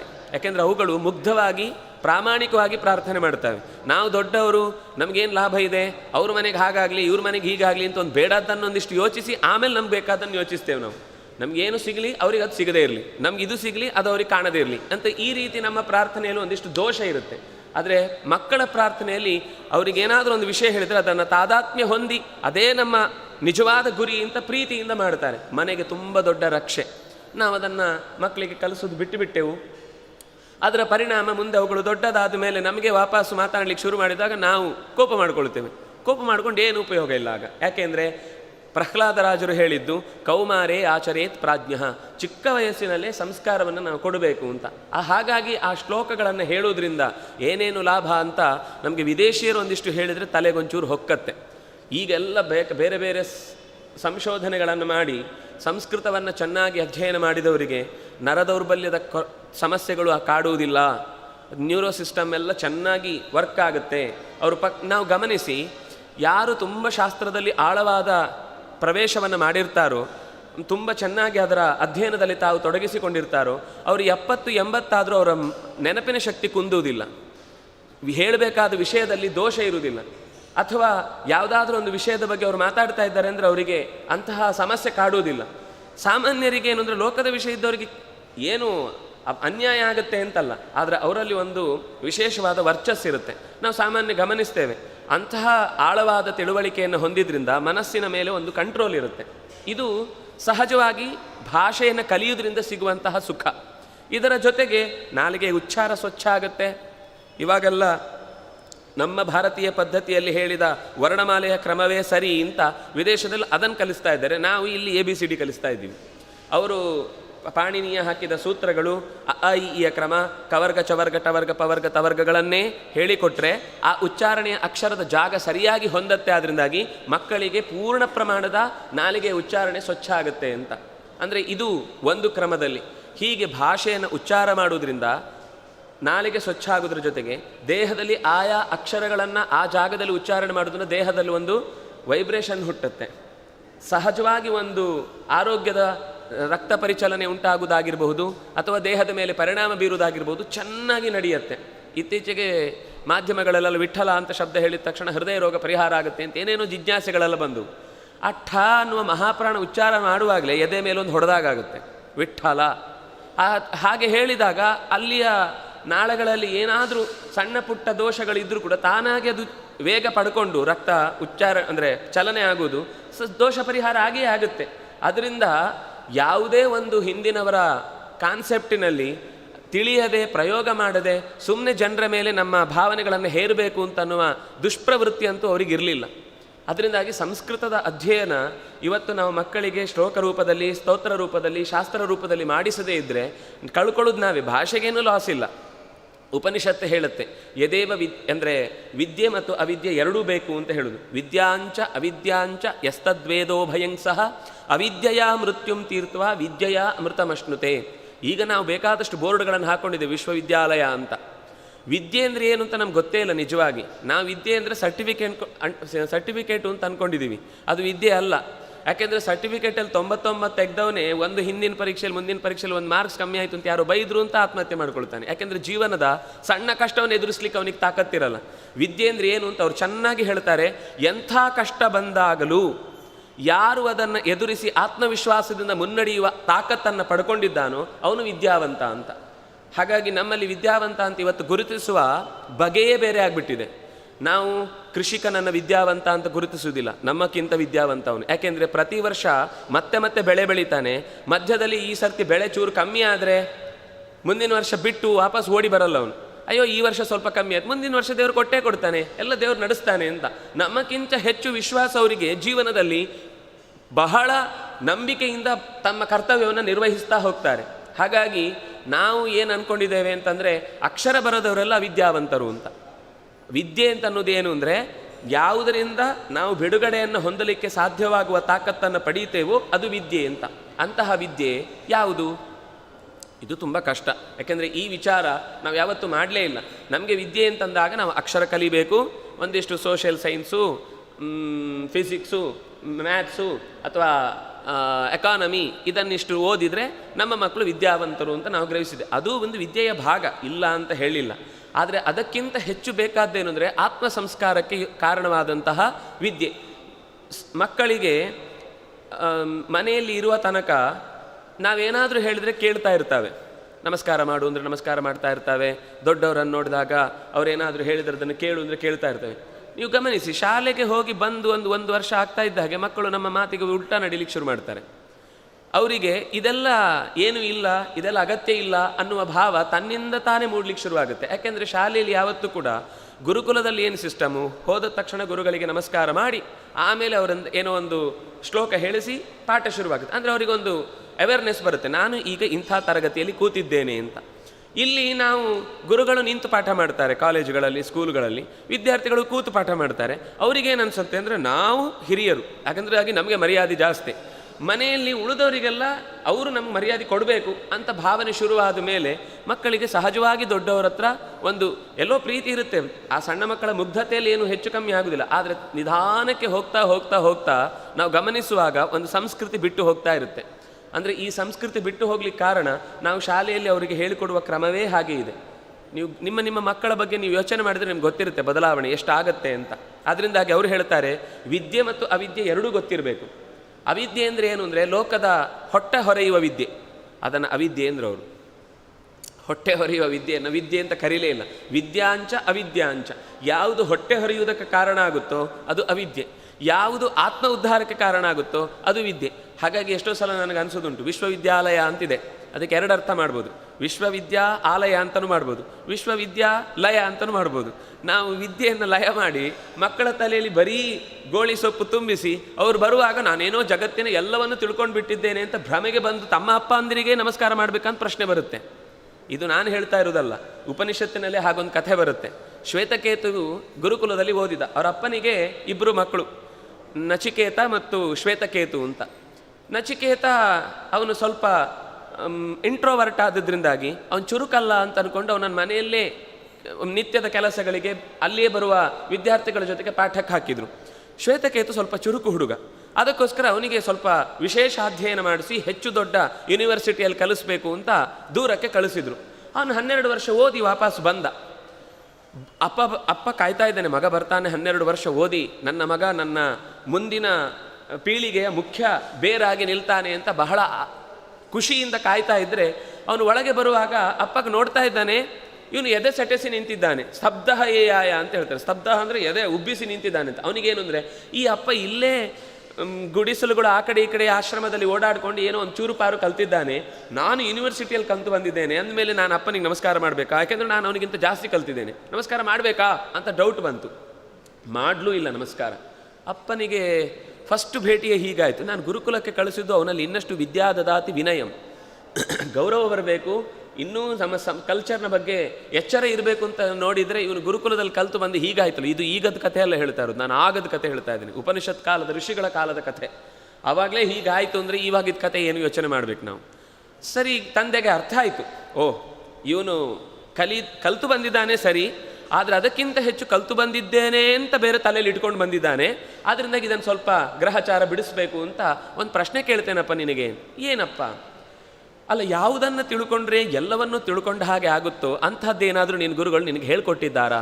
ಏನ ವಿಜ್ಞಾತೇನ ಸರ್ವಮಿದಂ ವಿಜ್ಞಾತಂ ಭವತಿ ಅನ್ನುವ ಮಾತನ್ನು ನಿನಗೆ ಗುರುಗಳು ಹೇಳಿದ್ದಾರಾ? ಏನು ಹೇಳಬೇಕಿತ್ತು? ಇಲ್ಲ, ಗೊತ್ತಿಲ್ಲ ಅಂತ ಹೇಳಬೇಕಿತ್ತು. ಅವನಿಗೆ ಗೊತ್ತಿರಲಿಲ್ಲ. ಆದರೆ ಅವನು ಗೊತ್ತಿರಲಿಲ್ಲ ಅಂತ ಒಪ್ಕೊಳ್ಳಿಲ್ಲ. ಇದು ಒಂದು ದೊಡ್ಡ ಅಪಾಯ ನಮ್ಮದು. ನಮಗೇನು ಅಂದರೆ ನಮಗೆ ಗೊತ್ತಿಲ್ಲ ಅನ್ನೋದನ್ನು ಒಪ್ಕೊಳ್ಳಿಕ್ಕೆ ಸಿದ್ಧ ಇಲ್ಲ ನಾವು. ಯಾಕೆಂದರೆ ಮನುಷ್ಯನಿಗೆ ವಿದ್ಯೆಯ ದೊಡ್ಡ ಪ್ರಭಾವ ಏನು ಅಂದರೆ, ನನಗೆ ಗೊತ್ತಿಲ್ಲದ ಸಂಗತಿಯೂ ತುಂಬ ಇದೆ ಅಂತ ಯಾವಾಗ ಗೊತ್ತಾಗುತ್ತೋ ಆಗ ಅವನಿಗೆ ಚೂರು ಚೂರು ಗೊತ್ತಾಗಿದೆ ಅಂತ ಅರ್ಥ. ವಿಜ್ಞಾತಂ ಅವಿಜ್ಞಾತಂ ವಿಜಾನತಾಂ ವಿಜ್ಞಾತಂ ಅವಿಜಾನತಾಂ. ಯಾರು ಎಲ್ಲ ಚೆನ್ನಾಗಿ ಓದಿದ ಮೇಲೂ ನನಗೇನೂ ಗೊತ್ತಿಲ್ಲ ಅಂತ ತಿಳುವಳಿಕೆ ಬರುತ್ತೋ ಅವನು ಸ್ವಲ್ಪ ತಿಳ್ಕೊಂಡಿದ್ದಾನೆ ಅಂತ ಅರ್ಥ. ಯಾರು ಏನು ಕೇಳಿದ್ರು ನನಗೆಲ್ಲ ಗೊತ್ತಿದೆ ಅಂತ ಎಲ್ಲದರ ಮೇಲೂ ತನ್ನ ಹಾರಾಟವನ್ನು ವ್ಯಕ್ತಪಡಿಸ್ತಾನೋ ನಿಜವಾಗ್ಲೂ ಅವನಿಗೇನೂ ಗೊತ್ತಿಲ್ಲ, ಒಳಗೆ ಖಾಲಿ ಟೊಳ್ಳು ಅಂತ. ನನಗೆ ಗೊತ್ತಿಲ್ಲ ಅಂತ ಹೇಳಿಲ್ಲ ಹುಡುಗ. ಅವನೇನು ಹೇಳ್ದ, ನಮ್ಮ ಯೂನಿವರ್ಸಿಟಿಯ ಪ್ರೊಫೆಸರ್ಗೆ ಗೊತ್ತಿಲ್ಲ ಅಂತ ಕಾಣುತ್ತೆ, ಅದಕ್ಕೆ ಅವ್ರು ನನಗೆ ಹೇಳ್ಕೊಟ್ಟಿಲ್ಲ, ಆದ್ರಿಂದಾಗ ನಂಗೆ ಗೊತ್ತಿಲ್ಲ ಅಷ್ಟೇ. ನನಗೆ ಗೊತ್ತಿಲ್ಲ ಅಲ್ಲ, ಅವ್ರು ಹೇಳ್ಕೊಟ್ಟಿಲ್ಲ ಅದರಿಂದ ಗೊತ್ತಿಲ್ಲ ಅಂತ. ಅಪ್ಪನಿಗೆ ಕನ್ಫರ್ಮ್ ಆಯಿತು, ಇದು ತಲೆಯೊಳಗೆ ಬರೀ ಸೊಪ್ಪು ತುಂಬಿದೆ ಹೊರತು ವಿದ್ಯೆ ಸ್ವಲ್ಪ ಲೇಷವು ಇವನ ತಲೆಯೊಳಗೆ ಹೊಕ್ಕಿಲ್ಲ ಅಂತ. ಸರಿ ಅಂತ ಹೇಳಿ ಆಮೇಲೆ ಗುರುಕುಲದ ಅಲ್ಲಿ ಕಲಿಸದೇ ಇದ್ದ ಸಂಗತಿಗಳನ್ನು ಮನೆಯಲ್ಲೇ ಪ್ರಾಕ್ಟಿಕಲ್ ಆಗಿ ಕೆಲವು ಪಾಠಗಳನ್ನು ಮಾಡ್ತಾನೆ. ನೋಡಪ್ಪ, ಎಲ್ಲ ಈಗ ಅದನ್ನು ಮುಖ್ಯ ಹೇಳಲಿಕ್ಕೆ ಹೊರಟದ್ದವರು ಏನ ವಿಜ್ಞಾತೇನ ಸರ್ವಮಿದಂ ವಿಜ್ಞಾತಂ ಭವತಿ ಅಂತ. ನೀನು ಮೃತ್ತಿಕೇತ್ಯೇವ ಸತ್ಯಂ ವಾಚಾರಮ್ಮಣಂ ವಿಕಾರೋ ನಾಮಧೇಯಂ. ಜಗತ್ತಿನಲ್ಲಿ ಅನೇಕ ಭಾಷೆಗಳಿವೆ. ಎಲ್ಲ ಭಾಷೆಗಳು ಕೂಡ ಯಾವುದೋ ಅದಕ್ಕಿಂತ ಮೊದಲು ಇದ್ದ ಭಾಷೆಯ ವಿಕಾರ. ವಿಕಾರ ಅಂದರೆ ಗಲೀಜು ಅಂತ ಅರ್ಥ ಅಲ್ಲ, ಅದರ ಬದಲಾವಣೆ ಹೊಂದಿ ಬಂದದ್ದು. ಅದರಿಂದಾಗಿ ಮೂಲ ಯಾವುದು ಅಂದರೆ ಮೃತ್ತಿಕಾ ಇತ್ಯೇವ ಸತ್ಯಂ. ಮೃತ್ತಿಕಾ ಅಂತ ನಾವು ಶಬ್ದದಿಂದ ಏನು ಹೇಳುತ್ತೇವೆ ಅದೇ ಎಲ್ಲದಕ್ಕೂ ಮೂಲ ಸತ್ಯ. ಅಂದರೆ ಸಂಸ್ಕೃತ ಭಾಷೆ ಎಲ್ಲದಕ್ಕೂ ಮೂಲ ಭಾಷೆ. ಇದು ಜಗತ್ತಿನಾದ್ಯಂತ ಲಿಂಗ್ವಿಸ್ಟಿಕ್ ಸೈನ್ಸ್ನ ಬಗ್ಗೆ ಚೆನ್ನಾಗಿ ಅಧ್ಯಯನ ಮಾಡಿದವರಿಗೆ ಅರ್ಥ ಆಗೋ ಸಂಗತಿ. ಆಗ್ರಹದಿಂದ ಇನ್ನೂ ನಮ್ಮದೇ ಮೂಲ ಭಾಷೆ ಅಂತ ಹೇಳುವವರು ಬಹಳ ಜನ ಇದ್ದಾರೆ. ಆದರೆ ಸ್ವಲ್ಪ ಯೋಚನೆ ಮಾಡಿದರೆ ಗೊತ್ತಾಗುತ್ತೆ ನಮಗೆ. ಯಾವಾಗಲೂ ಸಂಸ್ಕಾರಯುಕ್ತವಾದ ಭಾಷೆಯಿಂದ ವಿಕೃತವಾದ ಶಬ್ದ ಹುಟ್ಟತ್ತೆ ಹೊರತು ವಿಕೃತವಾದ ಶಬ್ದದಿಂದ ಸಂಸ್ಕಾರ ಹೊಂದಿದ ಭಾಷೆ ಹುಟ್ಟಲಿಕ್ಕೆ ಸಾಧ್ಯ ಇಲ್ಲ. ಈಗ ನಾವು ಆಯಿತು ಅಂತ ಹೇಳ್ತೇವೆ, ಅದು ಹಳ್ಳಿ ಜನರ ಹತ್ರ ಹೋಗ್ತಾ ಇದ್ದಾಗ ಆತು ಅಂತ ಆಗ್ಬಿಡುತ್ತೆ. ಆತು, ಊಟ ಆತು, ಊಟ ಆತು. ಅಲ್ಲಿ ಪ್ರಶ್ನೆ ಯಾವುದು ಉತ್ತರ ಯಾವುದು ಎರಡೂ ಗೊತ್ತಾಗಲ್ಲ. ನೀವು ಅದನ್ನು ಹೇಳೋ ಟೋನಲ್ಲಿ ಗೊತ್ತಾಗುತ್ತೆ ಅಷ್ಟೇ. ಹಾಗಾಗಿ ಆಯಿತು ಅನ್ನೋದ್ರಿಂದ ಆತು ಹುಟ್ಟಿತೋ, ಆತು ಅನ್ನುವ ಶಬ್ದದಿಂದ ಆಯಿತು ಅಂತ ಹುಟ್ಟಿತೋ, ನೀವೇನು ಹೇಳ್ತೀರಿ? ಆಯಿತು ಅನ್ನುವ ಶಬ್ದವನ್ನು ನಾವು ವೇಗವಾಗಿ ಹೇಳಲಿಕ್ಕೆ ಹೋದಾಗ ಅದು ಆತು ಅಂತ ಆಗಿರಬಹುದು ಅಂತ ಅನ್ನೋದನ್ನೇ ನಾವು ಊಹೆ ಮಾಡ್ತೇವೆ. ಹೀಗೆ ಎಷ್ಟು ಶಬ್ದಗಳನ್ನು ಇದೆ ಅನ್ನೋದನ್ನು ಐತೆ ಅಂತಾರವರು. ಅದು ಅವರ ಭಾಷೆಯಲ್ಲಿ ಅದು ಸರಳೀಕರಣ ಆಯಿತು. ಅದನ್ನು ಹೇಳುವ ಮಾತು ಚಿಕ್ಕದಾಗ್ತಾ ಬಂತು. ಅವರು ಹೇಳುವಾಗಲೂ ಬಂದಿತು ಅಂತ ಹೇಳುವುದಿಲ್ಲ, ಬತ್ತು, ಅಪ್ಪ ಬತ್ತು, ಅಮ್ಮ ಹೋತು. ಅದು ಬತ್ತು ಹೋತು ಅಂದ ತಕ್ಷಣ ನಮ್ಗೆ ಏನಪ್ಪ ಇದು ಏನು ಮಾತಾಡ್ತಾರೆ ಅಂತ ಗೊತ್ತಾಗಲ್ಲ. ಅದರಿಂದಾಗಿ ಈ ಮುಖ್ಯವಾದ ಉಚ್ಚಾರಣೆಯ ಮೂಲ ಶಬ್ದದಿಂದ ಆಮೇಲೆ ಹುಟ್ಟುವ ಸ್ವಲ್ಪ ಬದಲಾವಣೆಯುಕ್ತವಾದ ಶಬ್ದ ಹುಟ್ಟುವುದು ಸಾಧ್ಯ. ಹಾಗಾಗಿ ನೋಡಿ, ಸಂಸ್ಕೃತ ಶಬ್ದಕ್ಕೆ ಸಂಸ್ಕೃತ ಅಂತ ಹೆಸರು. ಸಂಸ್ಕಾರಗೊಂಡದ್ದು, ಸಮ್ಯಕೃತಂ, ಚೆನ್ನಾಗಿ. ಇನ್ನು ಅದಕ್ಕೆ ಏನು ಒಗ್ಗರಣೆ ಹಾಕಬೇಕಾಗಿಲ್ಲ. ನಾವು ಪೂರ್ತಿ ರೆಡಿಯಾದ ಭಾಷೆ. ಇದರ ಮೇಲೆ ಮತ್ತೆ ನಾವು ಏನೋ ಇದಕ್ಕೊಂಚೂರು ಹೊಸ ಮಾದರಿಯನ್ನು ನಾವು ಇದಕ್ಕೊಂದು ಶಬ್ದ ಸೇರಿಸಬೇಕು, ಧಾತು ಸೇರಿಸಬೇಕು, ವ್ಯಾಕರಣ ಬರಬೇಕು, ಏನೂ ಇಲ್ಲ. ಅದು ಪೂರ್ತಿ ಪರ್ಫೆಕ್ಟಾಗಿ ನಾವು ರೆಡಿ ಟು ಈಟ್. ಅದು ಏನು ಯೋಚನೆ ಮಾಡಲಿಕ್ಕೆ ಕಲೀಲಿಕ್ಕೆ ಶುರು ಮಾಡಿದರೆ ಆಯ್ತು ಅಷ್ಟೇ. ಈಗ ಈ ಭಾಷೆಯ ವಿಶೇಷ ಏನು ಅಂತ ಒಂದು ಹೇಳಿಬಿಡ್ತೇನೆ. ನಾವು ಸಂಸ್ಕೃತದಲ್ಲಿ ಹೇಗೆ ಬರೀತೇವೋ ಹಾಗೆ ಓದ್ತೇವೆ, ಹೇಗೆ ಓದ್ತೇವೋ ಹಾಗೆ ಬರೀತೇವೆ. ಇದರ ಪ್ರಭಾವ ಭಾರತೀಯ ಎಲ್ಲ ಭಾಷೆಗಳಲ್ಲೂ ಇದೆ. ನಾವು ಕನ್ನಡ, ತೆಲುಗು, ತಮಿಳು ಈ ಎಲ್ಲ ಭಾಷೆಗಳಿಗೂ ಸಂಬಂಧಪಟ್ಟಂತೆ ಇದು ಕಾಮನ್. ಬರವಣಿಗೆ ಮತ್ತು ಹೇಳುವಿಕೆ ಎರಡು ಬೇರೆ ಬೇರೆ ಅಲ್ಲ. ಆದರೆ ನಾವು ತುಂಬ ಇವತ್ತು ವ್ಯವಹಾರದ ಭಾಷೆ ಅಂತ ಒಪ್ಪಿಕೊಳ್ಳುವಂತಹ ಇಂಗ್ಲೀಷಲ್ಲಿ, ಆಂಗ್ಲ ಭಾಷೆಯಲ್ಲಿ ಎಷ್ಟು ಬರೀತೇವೆ, ಎಷ್ಟು ಹೇಳ್ತೇವೆ. ಹೇಳುವುದು ಒಂದು, ಬರೆಯುವುದು ಇನ್ನೊಂದು. ಅಲ್ಲಿಂದನೇ ಶುರುವಾಗುತ್ತೆ. ನಮ್ಮ ಶಾಸ್ತ್ರದ ಮೊದಲ ಗುರಿ ಏನು ಗೊತ್ತಾ? ಏನು ಹೇಳ್ತೇವೋ ಅದನ್ನು ಮಾಡಬೇಕು. ಅಲ್ಲಿ ಉಲ್ಟ ಶುರುವಾಗುವುದೇ ಬರೆಯುವುದು ಒಂದು, ಹೇಳೋದು ಇನ್ನೊಂದು. ನಾವಲ್ಲಿ ಕೊನೆಗೆ ಅದು ಸೈಲೆಂಟು ಅಂತ ಹೇಳ್ತೇವೆ, ಉಚ್ಚಾರಣೆ ಇಲ್ಲ ಅಂತ ಹೇಳ್ತೇವೆ. ಒಂದು ಕಡೆ ಸಿ ಅನ್ನೋದು ಕ ಆಗುತ್ತೆ, ಒಂದು ಕಡೆ ಸಿ ಅನ್ನೋದು ಚ ಆಗುತ್ತೆ, ಒಂದು ಕಡೆ ಸಿ ಅನ್ನೋದು ಸ ಆಗುತ್ತೆ, ಒಂದು ಕಡೆ ಸಿ ಅನ್ನೋದು ಖ ಆಗುತ್ತೆ. ಯಾಕೆ ಹಾಗಾಗತ್ತೆ? ಪ್ರಶ್ನೆ ಮಾಡಬಾರ್ದು. ಹೀಗಿದೆ, ಒಪ್ಕೊಳ್ಬೇಕು. ನಾವು ಮಕ್ಕಳಿಗೆ ಕಲಿಸುವ ಈ ಒತ್ತಡದಲ್ಲಿ ಅವರ ಬ್ರೈನ್ನಲ್ಲಿ ಅರ್ಧ ಬುದ್ಧಿಮತ್ತೆ ಸ್ಪೆಲ್ಲಿಂಗ್ ನೆನ್ಪಿಟ್ಕೊಳ್ಳೋದ್ರಲ್ಲೇ ಖಾಲಿಯಾಗೋಗುತ್ತೆ. ಆಮೇಲೆ ವಿಷಯ ತಿಳ್ಕೊಳ್ಳೋದು. ವೊಕ್ಯಾಬುಲರಿ ಬರದೆ ವಿಷಯ ಗೊತ್ತಾಗೋದಿಲ್ಲ. ವೊಕ್ಯಾಬುಲರಿ ಬರುವ ಮುಂಚೆ ಅದನ್ನು ಪ್ರನೌನ್ಸ್ ಮಾಡುವ ರೀತಿ ಮತ್ತು ಬರೆಯುವ ರೀತಿಯಲ್ಲೇ ಅವರ ಬುದ್ಧಿಶಕ್ತಿಯ ಅರ್ಧ. ಇದು ನಾನು ಹೇಳ್ತಾ ಇರೋದಲ್ಲ, ಇದು ಇಂಗ್ಲೆಂಡಿನ ಒಂದು ಪ್ರಸಿದ್ಧವಾದ ಮಕ್ಕಳ ಮೇಲಿನ ಸಂಶೋಧನೆಯನ್ನು ಮಾಡಿ ಈ ಮಾತನ್ನು ಹೇಳ್ತಾ ಇದ್ದರೆ ಇದು ನಮಗೂ ಅರ್ಥ ಆಗುವ ಸಂಗತಿ. ಆದರೆ ನಾವು ಸಂಸ್ಕೃತ ಕಲಿಯುವಾಗ ಕೇವಲ ಅಕ್ಷರದ ಬರವಣಿಗೆ ರೀತಿ ತಿಳ್ಕೊಂಡು ಬಿಟ್ಟರೆ ಓದ್ಲಿಕ್ಕೆ ಒಮ್ಮೆ ಬಂತು ಅಂದರೆ ಹೇಗೆ ಓದ್ತೀವೋ ಹಾಗೇ ಶಬ್ದ, ಅದರ ಮೇಲೆ ಯಾವ ಬದಲಾವಣೆಯೂ ಇಲ್ಲ. ನಾವೀಗ ಮನುಷ್ಯ ಅಂತ ಬರೆದ್ರೆ ಅದನ್ನು ಮನುಷ್ಯ ಅಂತಲೇ ಬರಿತೇವೆ. ಮಾ ಬರೆದು, ನೂ ಬರೆದು, ಶಾ ಬರೆದು, ಯಾ ಬರೆದು ಹಾಗೆ ಉಚ್ಚಾರಣೆ ಮಾಡ್ತೇವೆ. ಅದರಿಂದಾಗಿ ಬರವಣಿಗೆಯಲ್ಲಿ, ಉಚ್ಚಾರಣೆಯಲ್ಲಿ ಯಾವ ವ್ಯತ್ಯಾಸವೂ ಆಗುವುದಿಲ್ಲ. ಅದಕ್ಕೆ ಶಿಕ್ಷಾ ಅಂತಿದೆ. ಉಪನಿಷತ್ತು ಶುರು ಮಾಡುವಾಗ ಅತ ಶೀಕ್ಷಾಂ ಪ್ರವಕ್ಷ್ಯಾಮಿ ಅಂತ ವೇದಗಳನ್ನು ಶುರು ಮಾಡುವಾಗ ಮೊದಲು ಫೊನೆಟಿಕ್ಸನ್ನು ಹೇಳ್ಕೊಡ್ತಾರೆ. ಅದು ವೇದಗಳ 6 ಅಂಗದಲ್ಲಿ ಒಂದು. ಶಿಕ್ಷಾ, ವ್ಯಾಕರಣಂ, ನಿರುಕ್ತ, ಜ್ಯೋತಿಷ, ಛಂದಸ್ಸು, ಕಲ್ಪ ಅಂತ ಹೀಗೆ 6 ವಿಭಾಗ ಇದೆ. ಓದುವುದಕ್ಕೂ ಅವರದ್ದೇ ಒಂದು ಮೆಥಡಾಲಜಿ ಇದೆ. ಸುಮ್ಮನೆ ಯಾವುದನ್ನು ಸುಮ್ಮನೆ ಓದಿ ಅಂತ ಏನು ಹಿಂದೆ ಮುಂದೆ ಅರ್ಥ ಇಲ್ಲದೆ ಹೇಳಲಿಲ್ಲ. ನಮಗೇನು ಕಲ್ಪನೆ ಅಂದರೆ ಗುರುಕುಲದಲ್ಲಿ ಯಾವುದೋ ಒಂದು ವರ್ಗದವರಿಗೆ ಮಾತ್ರ ಪಾಠ ಮಾಡ್ತಾ ಇದ್ರು, ಉಳಿದವರನ್ನೆಲ್ಲ ಅಶಿಕ್ಷಿತರನ್ನಾಗಿ ಅವರವ್ರ ಪಾಡಿಗೆ ಬಿಟ್ಟು ಅವ್ರ ಮೇಲೆ ದಬ್ಬಾಳಿಕೆ ನಡೆಸ್ತಾ ಇದ್ರು ಅಂತ ಹೀಗೇ ನಾವು ಶಿಕ್ಷಣದ ಇತಿಹಾಸವನ್ನು ಓದಿದ್ದು. ಇದರ ಪ್ರಾಬ್ಲಮ್ ಎಲ್ಲಿಂದ ಶುರುವಾಯಿತು ಅಂದರೆ, ನಾವು ಯಾವಾಗ ಸಂಸ್ಕೃತವನ್ನು ಓದೋದನ್ನು ಮರ್ತೇವೋ ಅದರಲ್ಲಿ ನಿಜವಾದ ಇತಿಹಾಸ ಇತ್ತು, ಅದು ನಮ್ಗೆ ಗೊತ್ತೇ ಆಗಲಿಲ್ಲ. ಯಾರೋ ನಮ್ಮ ಬಗ್ಗೆ 3ನೇವರು ಬರೆದದ್ದನ್ನು ಓದಿ ನಮ್ಮ ದೇಶದ ಬಗ್ಗೆ ನಾವು ತಿಳ್ಕೊಳ್ಳೋ ಪ್ರಸಂಗ ಬಂದಿದೆ. ವಸ್ತುತಃ ಸಂಸ್ಕೃತ ಚೆನ್ನಾಗಿ ಅಧ್ಯಯನ ಮಾಡಿದರೆ ನಮ್ಮ ದೇಶದ ನಿಜವಾದ ಇತಿಹಾಸ ಗೊತ್ತಾಗುತ್ತೆ. ನಮ್ಮ ದೇಶದಲ್ಲಿ ಹಿಂದೆ ಇದ್ದ ಸಾಂಸ್ಕೃತಿಕ ವ್ಯವಸ್ಥೆ ಗೊತ್ತಾಗುತ್ತೆ. ನಮ್ಮ ದೇಶದಲ್ಲಿದ್ದ ಎಲ್ಲ ಜನರ ನಡುವೆ ಇರುವ ಸಾಮರಸ್ಯ ಗೊತ್ತಾಗುತ್ತೆ. ಇನ್ನೂ ಒಂದು ಸಂಗತಿ ಏನು ಅಂದರೆ, ಇಡೀ ದೇಶದಲ್ಲಿ ಈ ಭಾರತದಲ್ಲಿ ಲಿಂಕ್ ಲ್ಯಾಂಗ್ವೇಜ್ ಆಗಿ ಕೆಲಸ ಮಾಡ್ತಾ ಇದ್ದದ್ದು ಸಂಸ್ಕೃತ. ಸಂಸ್ಕೃತದಲ್ಲಿ ವ್ಯಾಕರಣಕ್ಕೊಂದು ಭಾಷ್ಯ ಬರೆದಿದ್ದಾನೆ ಪತಂಜಲಿ ಅಂತ, ಅದಕ್ಕೆ ವ್ಯಾಕರಣ ಮಹಾಭಾಷ್ಯ ಅಂತ. ಅದು ರಚನೆಯಾದದ್ದು ಗಾಂಧಾರ ದೇಶ, ಅಂದರೆ ಇವತ್ತಿನ ಕಂದಹಾರ ದೇಶದಲ್ಲಿ ರಚನೆಯಾದ ಆ ಗ್ರಂಥ ಸಿಕ್ಕಿದ್ದೆಲ್ಲಿ ಅಂದರೆ ಕೇರಳದಲ್ಲಿ. ನಾವಿವತ್ತು ಇಂಥದ್ದೊಂದು ನಿರೀಕ್ಷೆ ಮಾಡಲಿಕ್ಕೆ ಸಾಧ್ಯ ಇದೆಯಾ? ಕನ್ನಡದ ಅಪೂರ್ವವಾದ ಯಾವುದೋ ಒಂದು ರಾಮಾಯಣ ದರ್ಶನಂ ಅನ್ನುವ ಕೃತಿ ನಮಗೆ ಜರ್ಮನಿಯ ಇಂಥ ದೇಶದಲ್ಲಿ ಸಿಕ್ಕಿತು, ಸಾಧ್ಯವೇ ಇಲ್ಲ. ಎಲ್ಲೋ ಅವ್ರು ತೊಗೊಂಡು ಹೋಗಿದ್ದು ಯಾರೋ ಒಬ್ಬ ಓದಿದ್ದನ್ನು ಇವತ್ತಿನ ಪ್ರಿಂಟಿಂಗ್ ಮೀಡಿಯಾ ಸರಿ. ಆವಾಗ ಹಾಗೆ ಇಲ್ಲಿಂದ ಅಲ್ಲಿಗೆ ಹೋಗಲಿಕ್ಕೆ ಸಾಧ್ಯವೇ ಇಲ್ಲ. ಯಾಕೆಂದರೆ ಈಗದಷ್ಟು ವೇಗದ ವಾಹನದ ಸೌಕರ್ಯ ವ್ಯವಸ್ಥೆ ಅಥವಾ ಭಾಷೆಯನ್ನು ಒಪ್ಪಿಕೊಳ್ಳದೇ ಇದ್ದರೆ ಅದನ್ನು ತಗೊಂಡು ಹೋಗುವ ವ್ಯವಸ್ಥೆ ಇರಲೇ ಇಲ್ಲ. ಹಾಗಾಗಿ ಈ ಅಧ್ಯಯನ ಕ್ರಮದಲ್ಲಿ ಸಂಸ್ಕೃತದ ಏನು ಗ್ರಂಥ ಆದರೂ ಇಡೀ ದೇಶದಲ್ಲಿ ಎಲ್ಲ ಕಡೆಗೂ ವ್ಯಾಪಕವಾಗಿ ಹಬ್ಬುತ್ತಾ ಇದ್ದದ್ದಕ್ಕೆ ಕಾರಣ ಸಂಸ್ಕೃತ ಅವರವರ ಸಂಬಂಧವನ್ನು ಹಚ್ಚುವ ಭಾಷೆಯಾಗಿತ್ತು. ಸಂಬಂಧ ಚೆನ್ನಾಗಿ ಇತ್ತು, ಆದ್ದರಿಂದಾಗಿ ನಮಗೆಲ್ಲ ಗ್ರಂಥಗಳು ಒಂದು ಕಡೆ ಸಿಗುವುದಕ್ಕೆ ಶುರುವಾಯಿತು. ಮಹಾಭಾರತದ ಆರಂಭದಲ್ಲಿ ಗುರುಕುಲದ ಒಂದು ಕಥೆ ಬರುತ್ತೆ. ಗುರುಕುಲ ಹೇಗೇಗಿತ್ತು ಅಂತ. ಅಲ್ಲಿ ಅವರು ಹೇಳುವಾಗ ಏನೇನು ಕಲ್ತರು ಅಂತ ಅನ್ನೋದನ್ನು ನಾವು ಸರಿಯಾಗಿ ಅಬ್ಸರ್ವ್ ಮಾಡಿದರೆ, ಜಗತ್ತಿನಲ್ಲಿ ಯಾವತ್ತೂ ಕೂಡ ಇವತ್ತು ನಾವು ತಿಳ್ಕೊಂಡ ಹಾಗೆ ಕೆಲವರಿಗೆ ಮಾತ್ರ ಗುರುಕುಲದಲ್ಲಿ ಶಿಕ್ಷಣ ಇತ್ತು, ಉಳಿದವರಿಗೆ ಯಾರೂ ಗುರುಕುಲದಲ್ಲಿ ಶಿಕ್ಷಣ ಇರಲಿಲ್ಲ ಅನ್ನೋದು ಸುಳ್ಳು ಅಂತ ಗೊತ್ತಾಗುತ್ತೆ.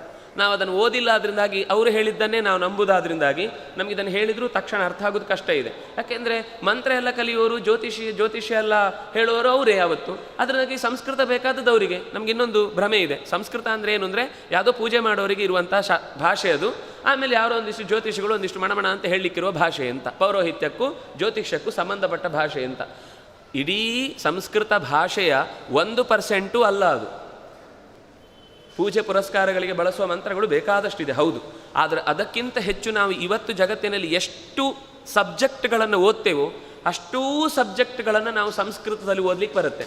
ಇವತ್ತು ನಾವು ಹೇಳುವುದೇನು, ಫಿಸಿಕ್ಸು ಅಥವಾ ವಾಣಿಜ್ಯ ಅಂತಂದರೆ ಕಾಮರ್ಸು, ಆರ್ಟ್ಸು, ಹಿಸ್ಟ್ರಿ, ಯಾವ ಸಬ್ಜೆಕ್ಟನ್ನು ನಾವು ಇವತ್ತು ಎಷ್ಟು ವಿಭಾಗ ಮಾಡಿ ಬೇರೆ ಬೇರೆ ಇದರಲ್ಲಿ ಸ್ಪೆಷಲೈಸೇಷನ್ ಮಾಡ್ತೇವೋ ಆ ಎಲ್ಲ ಸ್ಪೆಷಲೈಸೇಷನ್ಗಳಿಗೂ ಸಂಬಂಧಪಟ್ಟ ಶಾಸ್ತ್ರೀಯ ಗ್ರಂಥಗಳು ನಮಗೆ ಸಂಸ್ಕೃತದಲ್ಲಿ ಸಿಗುತ್ತೆ. ಒಂದೇನು ಅಂದರೆ, ಪ್ರತ್ಯೇಕವಾಗಿ ಒಂದು ಕೃತಿಯಾಗಿ ಅವರು ಹೇಳ್ತಿರಲಿಲ್ಲ. ಅವರು ಹೇಗೆ ಅಂದರೆ, ಇಡೀ ಮಹಾಭಾರತವನ್ನು ನೀವು ಓದಿದರೆ ನಿಮಗೆ ಎಕಾಲಜಿಯೂ ಗೊತ್ತಾಗುತ್ತೆ, ಪ್ರಾಣಿಶಾಸ್ತ್ರವೂ ಗೊತ್ತಾಗುತ್ತೆ, ಸಸ್ಯಶಾಸ್ತ್ರವೂ ಗೊತ್ತಾಗುತ್ತೆ, ಜೊತೆಗೆ ಮನುಷ್ಯನ ಒಳಗಿನ ದೇಹದ ವಿಶೇಷವಾದ ರಚನೆಗಳ ಪರಿಚಯವೂ ಆಗುತ್ತೆ, ಶಬ್ದಶಾಸ್ತ್ರವೂ ಗೊತ್ತಾಗುತ್ತೆ, ಪ್ರಮಾಣಶಾಸ್ತ್ರವೂ ಗೊತ್ತಾಗುತ್ತೆ. ಎಲ್ಲವನ್ನೂ ಕಥೆಯ ಜೊತೆಗೇ ಹೆಣೆದು ಹೇಳುವ ಸ್ವಭಾವ ಅವರದ್ದು. ಅವರು ಅದನ್ನು ಪ್ರತ್ಯೇಕ ವಿಭಾಗ ಮಾಡೋದಿಲ್ಲ. ಯಾಕೆಂದರೆ ಎಲ್ಲವೂ ಎಲ್ಲರಿಗೂ ಗೊತ್ತಿರಬೇಕು ಅಂತ ಅನ್ನೋದು ಅವರ ಕಾನ್ಸೆಪ್ಟು. ಯಾಕೆಂದರೆ ಒಂದು ವಿಷಯದ ಬಗ್ಗೆ ಪರಿಪೂರ್ಣವಾಗಿ ಗೊತ್ತಿರಬೇಕು ಅಂದರೆ ಅವನಿಗೆ ಎಲ್ಲ ಭಾಷೆಗಳ ಬಗ್ಗೆಯೂ ಎಲ್ಲ ಸಬ್ಜೆಕ್ಟ್ಗಳ ಬಗ್ಗೆಯೂ ಚೂರಾದರೂ ಗೊತ್ತಿರಬೇಕು. ಎಲ್ಲ ಗೊತ್ತಿರೋದು ಸಾಧ್ಯವೇ ಇಲ್ಲ. ಒಬ್ಬ ಇಡೀ ಜೀವನದಲ್ಲಿ ಪೂರ್ಣ ಪ್ರಯತ್ನ ಮಾಡಿದರೆ ಒಂದು ಸಬ್ಜೆಕ್ಟಿನ ಬಗ್ಗೆ ಒಂದು ಅಥಾರಿಟಿ ಆಗ್ಬೋದು ಅವನು. ಎಲ್ಲ ಸಬ್ಜೆಕ್ಟಿನ ಬಗ್ಗೆ ಒಂದೇ ಜನ್ಮದಲ್ಲಿ ಪೂರ್ಣ ಅಥಾರಿಟಿಯನ್ನು ಯಾರೂ ಸಂಪಾದಿಸ್ಲಿಕ್ಕೆ ಸಾಧ್ಯ ಇಲ್ಲ. ಹಾಗಾಗಿ ಅವರಿಗೊಂದು ಎಚ್ಚರ ಇತ್ತು, ಎಲ್ಲದರ ಬಗ್ಗೆಯೂ ಗೊತ್ತಿರಬೇಕು, ಒಂದರ ಬಗ್ಗೆ ಅವನು ಸ್ಪೆಷಲೈಸ್ ಆ ವಿಶೇಷ ಅಧ್ಯಯನವನ್ನು ಅವನು ನಡೆಸಿರ್ತಾನೆ ಅನ್ನೋದು ಗುರುಕುಲದಲ್ಲಿತ್ತು. ಗುರುಕುಲದಲ್ಲಿ ಯಾವತ್ತೂ ಕೂಡ ತನ್ನ ತಂದೆ ಏನು ಮಾಡ್ತಾನೋ ಅದನ್ನೇ ಕಲಿಬೇಕು ಅಂತ ಒತ್ತಡ ಇರಲಿಲ್ಲ. ಅವನು ಏನು ಬೇಕಾದರೂ ಇಷ್ಟಪಟ್ಟು ಅಧ್ಯಯನ ಮುಂದುವರಿಸ್ಬೋದು. ಇವತ್ತು ಅದೆಲ್ಲ ಹೊಸ ಶಿಕ್ಷಣದ ಮುಖವಾಗಿ ಕಾಣ್ತಾ ಇದೆ. ನಾವು ಅದನ್ನು ಹಬ್ಬ ಅಂತ ಹೇಳಿ ಇದು ಸರಿಯಾದ ಶಿಕ್ಷಣ ಕ್ರಮ ಅಂತ ಹೇಳ್ತೇವೆ. ನಮ್ಮ ಗುರುಕುಲದ ಸಿಸ್ಟಮನ್ನು ನೋಡಿದರೆ ನಮ್ಗೆ ಇದೆಲ್ಲ ಗೊತ್ತಾಗ್ತಿತ್ತು. ಈಗ ಹೊಸತ್ತೇನು ಮಾಡ್ತಿದ್ದಾರೆ ಅಂದರೆ, ಓದಿ ಮತ್ತೊಂದು ಸರ್ತಿ ಹಳೆಯದನ್ನು ಮರೆತು ಓದುದು ಅಂತ. ಒಂದು ಸರ್ತಿ ನಾವು ರೀಸರ್ಚ್ ಅಂತ ಹೇಳ್ತೇವಲ್ವ, ಹಾಗೆ ಅವರು ಅದನ್ನು ಓದಿನಲ್ಲೇ ರೀರೀಡಿಂಗ್, ಇನ್ನೊಂದು ಸರ್ತಿ 2ನೇ ಬಾರಿ ಓದುವುದು ಅಂತ ಹೇಳ್ತಾರೆ. ನಮ್ಗದನ್ನು ಒಂದು ಸಂಸ್ಕಾರವಾಗಿ ಹೇಳಿದ್ದಾರೆ. ಈ ಉಪಕರ್ಮ ಉತ್ಸರ್ಜನ ಅಂತ ಒಂದು ಕ್ರಮ ಇದೆ. ಉಪಕರ್ಮ ಅಂದರೆ ಅವನು ನಮಗೀಗೇನು ಅಂದರೆ ಅದು ಯಜ್ಞೋಪಯುಕ್ತ ಹಾಕಿದವರಿಗೆ ಯಜ್ಞೋಪಯುಕ್ತ ಹಳೆದನ್ನು ತೆಗೆದು ಹೊಸ್ತು ಹಾಕೊಳ್ಳೋದು ಅಂತ ಅಷ್ಟೇ ಭ್ರಮೆ. ಅಲ್ಲಿ ಅದರ ಕಾನ್ಸೆಪ್ಟ್ ಏನು ಅಂತ ಯೋಚನೆ ಮಾಡಿದರೆ 6 ತಿಂಗಳುಗಳ ಕಾಲ ಏನು ಓದಿದ್ನೋ ಅದನ್ನು ಆ ಕ್ರಮದಲ್ಲಿ ಓದಿದ್ದನ್ನು ಮರೆತು ಮತ್ತೊಂದು ಸರ್ತಿ ನಾನು ಹೊಸ ದೃಷ್ಟಿಕೋನದಿಂದ ಓದ್ತೇನೆ ಅನ್ನುವ ಪ್ರತಿಜ್ಞೆ ಇದು. ಉತ್ಸೃಷ್ಟ ವೈವೇದಾಹ, ನಾನು ಇಲ್ಲಿ ತನಕ ಓದಿದ ಸಂಗತಿಗಳನ್ನು ಮರೆತು ಮತ್ತೊಂದು ಮುಖದಿಂದ ಇದೇ ಟೆಕ್ಸ್ಟ್ ಬುಕ್ಕನ್ನು ಇನ್ನೊಂದು ರೀಡಿಂಗ್ ಮಾಡ್ತೇನೆ ನಾನು. ಆಗ ನಮಗೆ ಒಂದು ಗೊತ್ತಿರುತ್ತೆ. ಆದರೆ ನಾವು ಈಗ ಯಾವುದು ಕಾದಂಬರಿ ಕೊಟ್ಟು 10 ಸಲ ಓದು ಅಂದರೆ ಓದ್ತೀವ, ಪಾರಾಯಣ ಮಾಡು ಪುಣ್ಯ ಬರುತ್ತೆ ಅಂತ ಓದಿ ಖುಷಿ ಪಡ್ಬೋದಷ್ಟೇ. ಆದರೆ ಗೀತೆಯನ್ನು ಸ್ವಲ್ಪ ನಮಗೆ ಸಂಸ್ಕೃತದ ಬ್ಯಾಕ್ಗ್ರೌಂಡ್ ಇದ್ದು ಓದ್ಲಿಕ್ಕೆ ಶುರು ಮಾಡಿದರೆ 1ನೇ ಸಲ ಓದುವಾಗ ಏನು ಅರ್ಥ ಆಗಿರುತ್ತೋ 2ನೇ ಸಲ ಇನ್ನೊಂದು ಹೊಸ ಮುಖ ಗೊತ್ತಾಗುತ್ತೆ. ಮತ್ತು ಒಂದು 2 ದಿವಸ ಬಿಟ್ಟು ನಮ್ಮ ಬುದ್ಧಿಶಕ್ತಿಯಲ್ಲಿ ನಮ್ಮ ಅನುಭವ ಎಲ್ಲ ಸೇರಿಕೊಂಡಾಗ ಇನ್ನೊಂದು ಸಲ ಓದಿದಾಗ ಇನ್ನೊಂದು ರೀಡಿಂಗ್ ಬರುತ್ತೆ. ಇನ್ನೂ ನಾವು ಅಂದರೆ ಒಂದು ರೀಡಿಂಗ್ನ ಬ್ಯಾಕ್ಗ್ರೌಂಡ್ ಇದ್ದೇ ಇರುತ್ತೆ, ಅದು ಇದ್ದರದ್ರ ಜೊತೆಗೆ ಒಂದು ಆ್ಯಡ್ ಆಗ್ತಾ ಹೋಗುತ್ತೆ. ಇದು ಆಗ ಓದುವ ಕ್ರಮ. ಅಂದರೆ ಚಿಕ್ಕಂದಿನಲ್ಲಿ ಓದುವಾಗ ಬಾಯ್ಪಾಠ ಮಾಡಿಸ್ತಾರೆ, ಆಮೇಲೆ ನಿಧಾನಕ್ಕೆ ಹೋಗುವಾಗ ಅದನ್ನು ಪದಚ್ಛೇದ ಹೇಗೆ ಮಾಡೋದು, ಹೇಗೆ ಬಿಡಿಸೋದು ಅಂತ. ಆಮೇಲೆ ಈ ಶಬ್ದ ಇದೇ ರೀತಿ ಯಾಕಾಗುತ್ತೆ ಅಂತ ಶಬ್ದದ ಮೇಲೆ ಕಾನ್ಸಂಟ್ರೇಟ್ ಮಾಡ್ತಾರೆ. ಆಮೇಲೆ ಈ ಶಬ್ದದ ಜೊತೆ ಸೇರಿದಾಗ ಏನು ಅರ್ಥ ಕೊಡುತ್ತೆ ಅಂತ ಯೋಚನೆ ಮಾಡ್ತಾರೆ. ಇಡೀ ಒಂದು ಸಬ್ಜೆಕ್ಟನ್ನು ಓದಿ ಈ ವಿಷಯವನ್ನು ಇನ್ನೊಂದು ಸಬ್ಜೆಕ್ಟ್ನ ಜೊತೆಗೆ ಬೈಂಡ್ ಮಾಡಿದಾಗ ಯಾಕೆ ವಿರೋಧಗಳು ಬರ್ತಾವೆ, ಯಾಕೆ ಹೇಗೆ ಸರಿ ಮಾಡಬೇಕು ಅನ್ನೋದರ ಕಲ್ಪನೆ ಬರುತ್ತೆ. ಅಂದರೆ ಒಂದನ್ನೇ ಓದುವಾಗ ಅದರ ರೀಡಿಂಗ್ಗೆ 5-6 ಬಗೆಯಲ್ಲಿ ತೆರೆದುಕೊಂಡಾಗ ಅವನದರ ಪೂರ್ತಿ ಆಳವಾದ ತಿಳುವಳಿಕೆ ಬರುತ್ತೆ. ಅವನಿಗೆ ಸಮಸ್ಯೆಯೇ ಹುಟ್ಟುವುದಿಲ್ಲ. ಯಾರೇ ಏನೇ ಕ್ವಶನ್ ಮಾಡಿದ್ರು. ಆಗೆಲ್ಲ ಪರೀಕ್ಷೆ ಅಂದರೆ ಹೇಗೆ ಅಂದರೆ ಇಷ್ಟು ದಪ್ಪದ ಪುಸ್ತಕ ಇದ್ದರೆ ಒಂದು ಕಡ್ಡಿ ಹಾಕಿ ತೆಗೆಯೋರು ಪೇಜು. ಇಲ್ಲಿ ಕಂಡ ತಕ್ಷಣ ಅಲ್ಲಿಂದ ಒಂದು ಶಬ್ದ ಶುರುವಾಯಿತು ಅಂತ ನಾನು ಹೇಳ್ತಾ ಹೋಗಬೇಕು. ಅದು ಏನು ಬೇಕಾದರೂ ಪ್ರಶ್ನೆ ಕೇಳ್ಬೋದು. ಅದರ ಶಬ್ದದ ಬಗ್ಗೆ ಕೇಳ್ಬೋದು, ಅದರ ಅರ್ಥದ ಬಗ್ಗೆ ಕೇಳ್ಬೋದು, ಅದರ ವ್ಯಾಕರಣದ ಬಗ್ಗೆ ಕೇಳ್ಬೋದು, ಅದರ ಛಂದಸ್ಸಿನ ಬಗ್ಗೆ ಕೇಳ್ಬೋದು, ಅದರಲ್ಲಿರುವ ತಾತ್ಪರ್ಯದ ಬಗ್ಗೆ ಕೇಳ್ಬೋದು, ಅಥವಾ ಪ್ರಸಂಗ ಏನು ಅಂತ ಕೇಳ್ಬೋದು, ಅಥವಾ ಇತಿಹಾಸದ ಬಗ್ಗೆ ಕೇಳ್ಬೋದು. ಏನೇನು ಅದಕ್ಕೆ ಸಬ್ಜೆಕ್ಟಿನ ಪರಿಧಿಯಲ್ಲಿ ಬರುತ್ತೋ ಆ ಯಾವ ವಿಷಯವನ್ನು ಬೇಕಾದರೂ ಕೇಳ್ಬೋದು. ಹುಡುಗ ರೆಡಿ ಇರ್ತಿದ್ದ. ಮೊದಲಿನಿಂದ ಕೊನೆಯ ತನಕ ಅವನಿಗೆ ಎಲ್ಲದರ ಬಗ್ಗೆ ಅಲ್ಲ ಇದು ಹೇಗ್ರಿ ಸಾಧ್ಯ, ನಮಗೆ ನೀವು ಹೇಳಿದ್ದು ನಂಬಲಿಕ್ಕೆ ಆಗಲ್ಲ.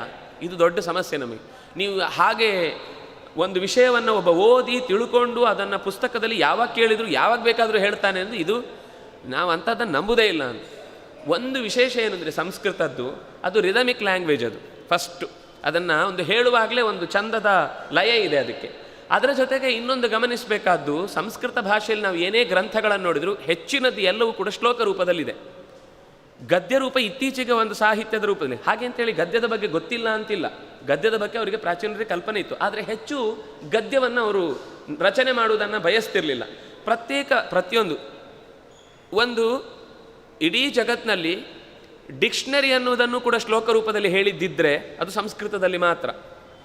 ಕನ್ನಡದಲ್ಲಿ ಆಮೇಲೆ ಕೇಶಿರಾಜನದ್ದು ಕನ್ನಡದ ಕೃತಿಗಳೆಲ್ಲ ಗ್ರಾಮರಿಗೆ ಮತ್ತು ಅದರ ಭಾಷೆಯ ಅರ್ಥಗಳಿಗೆ ಸಂಬಂಧಪಟ್ಟಂತೆ ಇದೆ. ಅದು ಸಂಸ್ಕೃತದ್ದೇ ಪ್ರಭಾವದಿಂದ ಬಂದದ್ದು.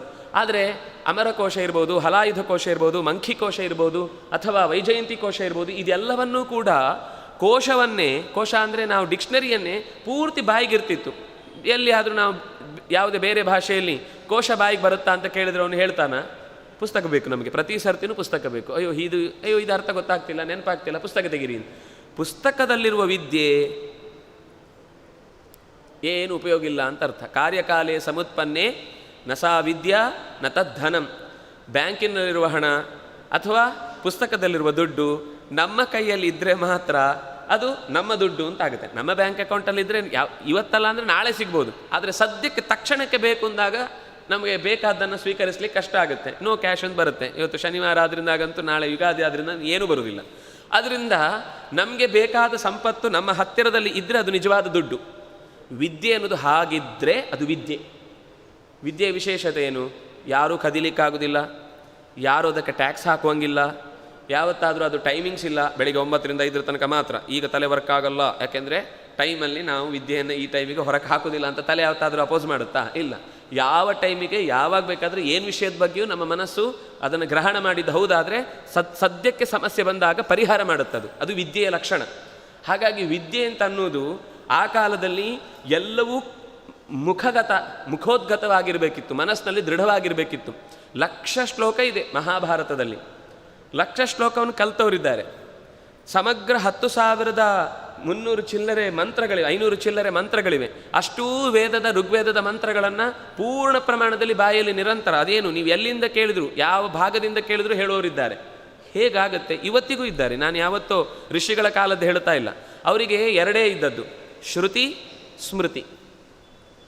ಕೇಳ್ತಿದ್ರು, ಕೇಳಿದ್ದನ್ನು ಹೇಳ್ತಿದ್ರು. ರಾಮಾಯಣದಲ್ಲಿ ಬರುತ್ತೆ, ಮೊದಲ ಅಧ್ಯಾಯದಲ್ಲಿ ವಾಲ್ಮೀಕಿಗಳಿಗೆ ನಾರದರ ಹತ್ರ ಭೇಟಿಯಾಗಿ ನಾನು ಜಗತ್ತಿನ ಅಪೂರ್ವವಾದ ಒಬ್ಬ ವ್ಯಕ್ತಿಯ ಬಗ್ಗೆ ತಿಳ್ಕೊಳ್ಬೇಕು ಅಂತಿದ್ದೇನೆ ಅಂತೆಲ್ಲ ಹೇಳಿದಾಗ ರಾಮಚಂದ್ರನ ಕಥೆಯನ್ನೆಲ್ಲ ಹೇಳಿ ಅವರಿಗೆ ನಿರಂತರ ಗುಂಗು, ನಾನು ಈ ಕಥೆ ಬರಿಬೇಕು, ಹೇಗೆ ಬರಿಬೇಕು, ಪ್ರತಿ ಕಥೆ ತಲೆಯಲ್ಲಿ ಇರ್ತಿತ್ತು.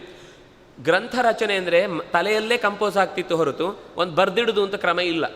ತಲೆಯಲ್ಲೇ ಕಂಪೋಸ್ ಆಗಿ ರೆಡಿಯಾಗಿ ಇದಾದ್ಮೇಲೆ ಇದು, ಇದಾದ್ಮೇಲೆ ಇದು, ಇದಾದ್ಮೇಲೆ ಇದು ಅಂತ ಹೀಗೆ ನಿರಂತರ ಬರೆದು ರಚನೆ ಮಾಡಿಟ್ಟು ಹುಡುಗನ ಎದುರು ಹೇಳ್ತಿದ್ರು.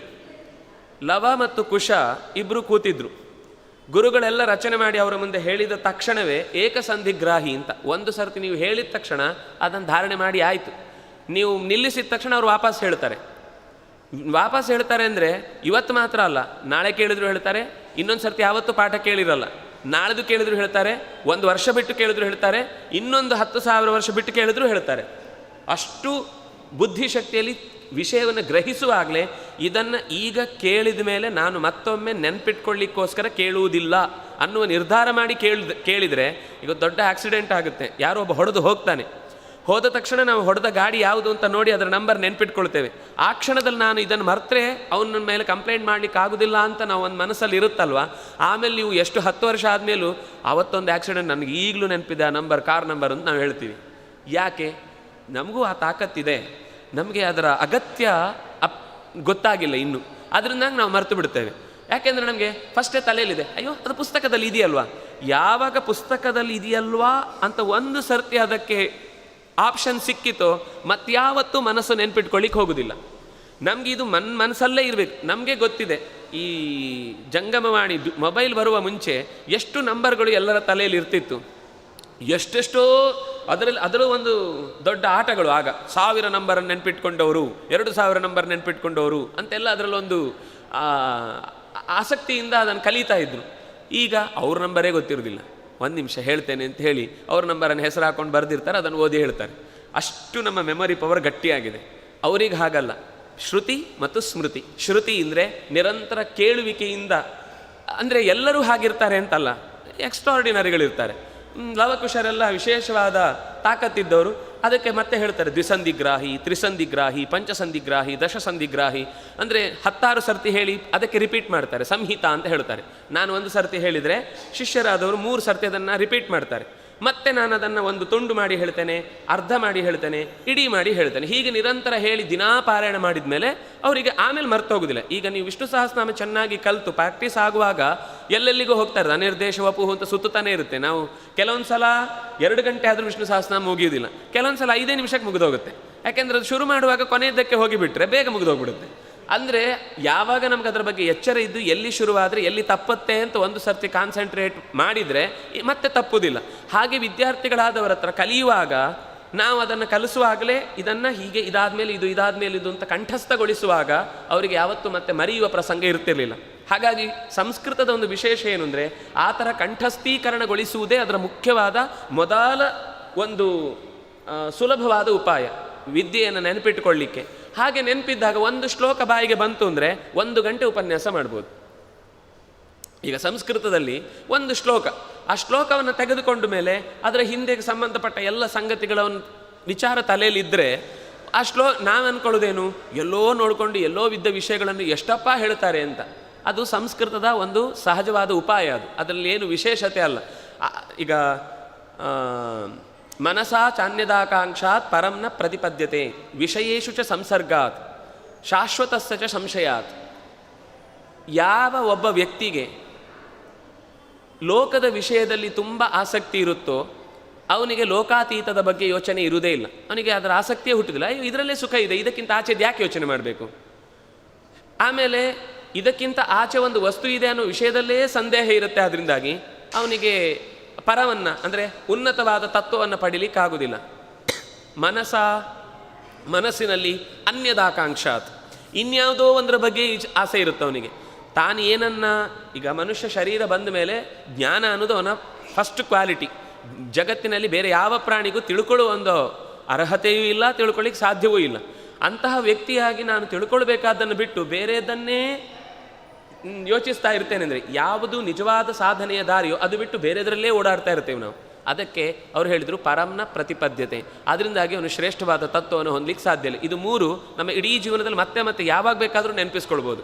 ವಿಷಯೇಶು ಚ ಸಂಸರ್ಗಾತ್, ಲೌಕಿಕವಾದ ಪದಾರ್ಥಗಳೇ ಪರಮ ಸುಖವನ್ನು ಕೊಡುವಂಥದ್ದು ಅಂತ ಮನಸ್ಸಿನಲ್ಲಿ ಬಂದ ಮೇಲೆ ಶಾಶ್ವತಸ್ಥ ಸಂಶಯ, ಅತ್ಯಂತ ಶಾಶ್ವತವಾದ ಒಂದು ತತ್ವ ಇದೆ, ಅತೀತವಾದ ಒಂದು ಶಕ್ತಿ ನಮ್ಮನ್ನು ರಕ್ಷಿಸತ್ತೆ ಅಂತನ್ನುವ ಎಚ್ಚರ ಇಲ್ಲದೇ ಇದ್ದ ಮೇಲೆ ನಿಜವಾಗಿ ಯಾವ ದಾರಿಯಲ್ಲಿ ನಡಿಬೇಕಿತ್ತು ಅದನ್ನು ಬಿಟ್ಟು ಮೂರನೇ ದಾರಿಯಲ್ಲೇ ನಾವು ನಡೀತಾ ಇದ್ದೇವೆ. ಆದ್ದರಿಂದಾಗಿ ನಮಗೆ ಪರ ಸಿಗುವುದಿಲ್ಲ. ಇದನ್ನು ನೀವು ಎಷ್ಟು ಬೇಕಾದರೂ ವಿಸ್ತಾರ ಮಾಡಿಕೊಳ್ಬೋದು. ಈ ಶ್ಲೋಕದಲ್ಲಿ ಎಷ್ಟು ಅಂತರ ಇದೆ ಅಂದರೆ ಒಳಗೆ ಒಳಗೆ ಒಳಗೆ ಹೋಗ್ತಾ ಇದ್ದರೆ ಪ್ರತಿ ಮಾತಿಗೂ ನಾವು ಬಿಡಿಸ್ಕೊಂಡು ಹೋಗ್ಬೋದು. ಅದು ಸಂಸ್ಕೃತದ ಶ್ಲೋಕ ಒಂದು ತಲೆಯಲ್ಲಿದ್ದರೆ ಆಮೇಲೆ ಅದರ ವ್ಯಾಖ್ಯಾನಗಳನ್ನು ವಿವರಣೆಗಳನ್ನು ಮಾಡ್ಕೊಂಡು ಹೋಗ್ಬೋದು. ಇದು ಸಂಸ್ಕೃತ ಕಲಿತ ಮೇಲೆ ಸಿಗೋ ಒಂದು ಸರಳವಾದ ಮತ್ತೊಂದೇನು ಗೊತ್ತಾ, ಸಂಸ್ಕೃತದ ಶ್ಲೋಕ ನೀವೇನಾದರೂ ಹೇಳಿ ಒಬ್ಬರಿಗೆ ಒಂದು ವಿಷಯ ಹೇಳಿದರೆ ಕನ್ವಿನ್ಸ್ ಆಗಿಬಿಡುತ್ತೆ. ಆ ಭಾಷೆಯ ಒಂದು ವಿಶೇಷ ಅದು. ಹೇಳಿದ ತಕ್ಷಣ ಇವರು ಒಂದು ಒಳ್ಳೆ ಕೊಟೇಶನ್ ಕೊಟ್ಟಿದ್ದಾರೆ. ನಾವು ಸಾಮಾನ್ಯ ಅದು ಕೊನೆಗೆ ಏನಾಗುತ್ತೆ, ಕೊಟೇಶನ್ ಪಂಡಿತರಾಗ್ಬಿಡ್ತಾರೆ. ಅದರ ಹಿಂದೆ ಗೊತ್ತಿರೋ ಮುಂದೆ ಗೊತ್ತಿರೋದಿಲ್ಲ, ಅದಲ್ಲ. ಆದರೆ ಅದು ಒಂದು ಕೆಲಸ ಮಾಡುತ್ತೆ. ಮುಖ್ಯವಾಗಿ ಭಾಷೆ ವಿಷಯವನ್ನು ಮುಟ್ಟಿಸುವುದಕ್ಕೆ ಸಂಸ್ಕೃತ ಬಹಳ ಹೆಚ್ಚು ಬೇಗ ಮನಸ್ಸಿಗೆ ಪರಿಣಾಮ ಬೀರುತ್ತೆ. ಅದರಿಂದಾಗಿ ಅವರು ಹೇಳಿದರು ವಿದ್ಯೆಯನ್ನೂ ತಿಳ್ಕೊಂಡಿರಬೇಕು, ಯಾವುದು ವಿದ್ಯೆ ಅಂತ, ಅವಿದ್ಯೆಯನ್ನೂ ತಿಳ್ಕೊಂಡಿರಬೇಕು, ಯಾವುದು ಅವಿದ್ಯೆ ಅಂತ. ಇದೆರಡೂ ಗೊತ್ತಿದ್ದರೆ, ಈಗ ದಾರಿಯಲ್ಲಿ ಹೋಗುವಾಗ ಸೀದಾ ಹೋಗುವಾಗ ಫಸ್ಟ್ ಒಂದು ಎಡಗಡೆ ಸಿಗುತ್ತೆ, ಅಲ್ಲಿ ಹೋಗಬೇಡಿ. ಮತ್ತೆ ಹಾಗೆ ಮುಂದೆ ಹೋಗಿ, ಮತ್ತೆ ಒಂದು ಬಲಗಡೆಯಲ್ಲಿ ಅದೇ ಥರದ್ದು ಒಂದು ಅಪಾರ್ಟ್ಮೆಂಟ್ ಸಿಗುತ್ತೆ, ಅದಲ್ಲ, ಅದಕ್ಕಿಂತ ಮುಂದೆ ಹೋಗಿ. ಅದು ಯಾಕ್ರಿ ಹೇಳ್ತೀರಿ, ಸೀದಾ ಬನ್ನಿ ಅಂತಂದರೆ ನಮಗೆ ಮೊದಲೊಂದು ಅವ್ರು ಹೇಳದೇ ಇದ್ರಿ ಈ ಅಪಾರ್ಟ್ಮೆಂಟ್ ನಾವು ಹೇಳಿದ ಥರದೇ ಹೆಸರದ್ದು ಇನ್ನೊಂದಿದೆ, ನಾವು ಸೀದಾ ಆ ಮನೆಗೆ ಹೋಗ್ಬಿಡ್ತೇವೆ. ಅದಕ್ಕೆ ಯಾವುದು ದಾರಿ ಅಂತಲೂ ಗೊತ್ತಿರಬೇಕು, ಯಾವುದು ದಾರಿ ಅಲ್ಲ ಅಂತಲೂ ಗೊತ್ತಿರಬೇಕು. ನಮ್ದೀಗ ಏನಾಗ್ಬಿಟ್ಟಿದೆ ಅಂದರೆ ದಾರಿ ಅಲ್ಲದನ್ನೇ ದಾರಿ ಅಂತ ತಿಳ್ಕೊಂಡು ಅದರಲ್ಲೇ ನಮ್ಮ ಮಕ್ಕಳನ್ನು, ನಮ್ಮ ಇಡೀ ಸಮಾಜವನ್ನು ನಾವು ದೂಡಿಯಾಗಿದೆ. ಅವರು ಹೇಳಿದರು ವಿದ್ಯೆ ಮತ್ತು ಅವಿದ್ಯೆ ಎರಡೂ ಗೊತ್ತಿದ್ದರೆ ಮಾತ್ರ ವಿದ್ಯೆಯಲ್ಲಿ ಹೋಗ್ಲಿಕ್ಕಾಗತ್ತೆ. ವಿದ್ಯೆ ಯಾವುದು ಅವಿದ್ಯೆ ಯಾವುದು ಅಂತ ಗುರುತಿಸುವುದು ಬಹಳ ಸುಲಭದ ಕೆಲಸ ಏನಲ್ಲ. ಋಷಿಗಳು ಅದಕ್ಕೆ ತುಂಬ ಕಷ್ಟಪಟ್ಟಿದ್ದಾರೆ.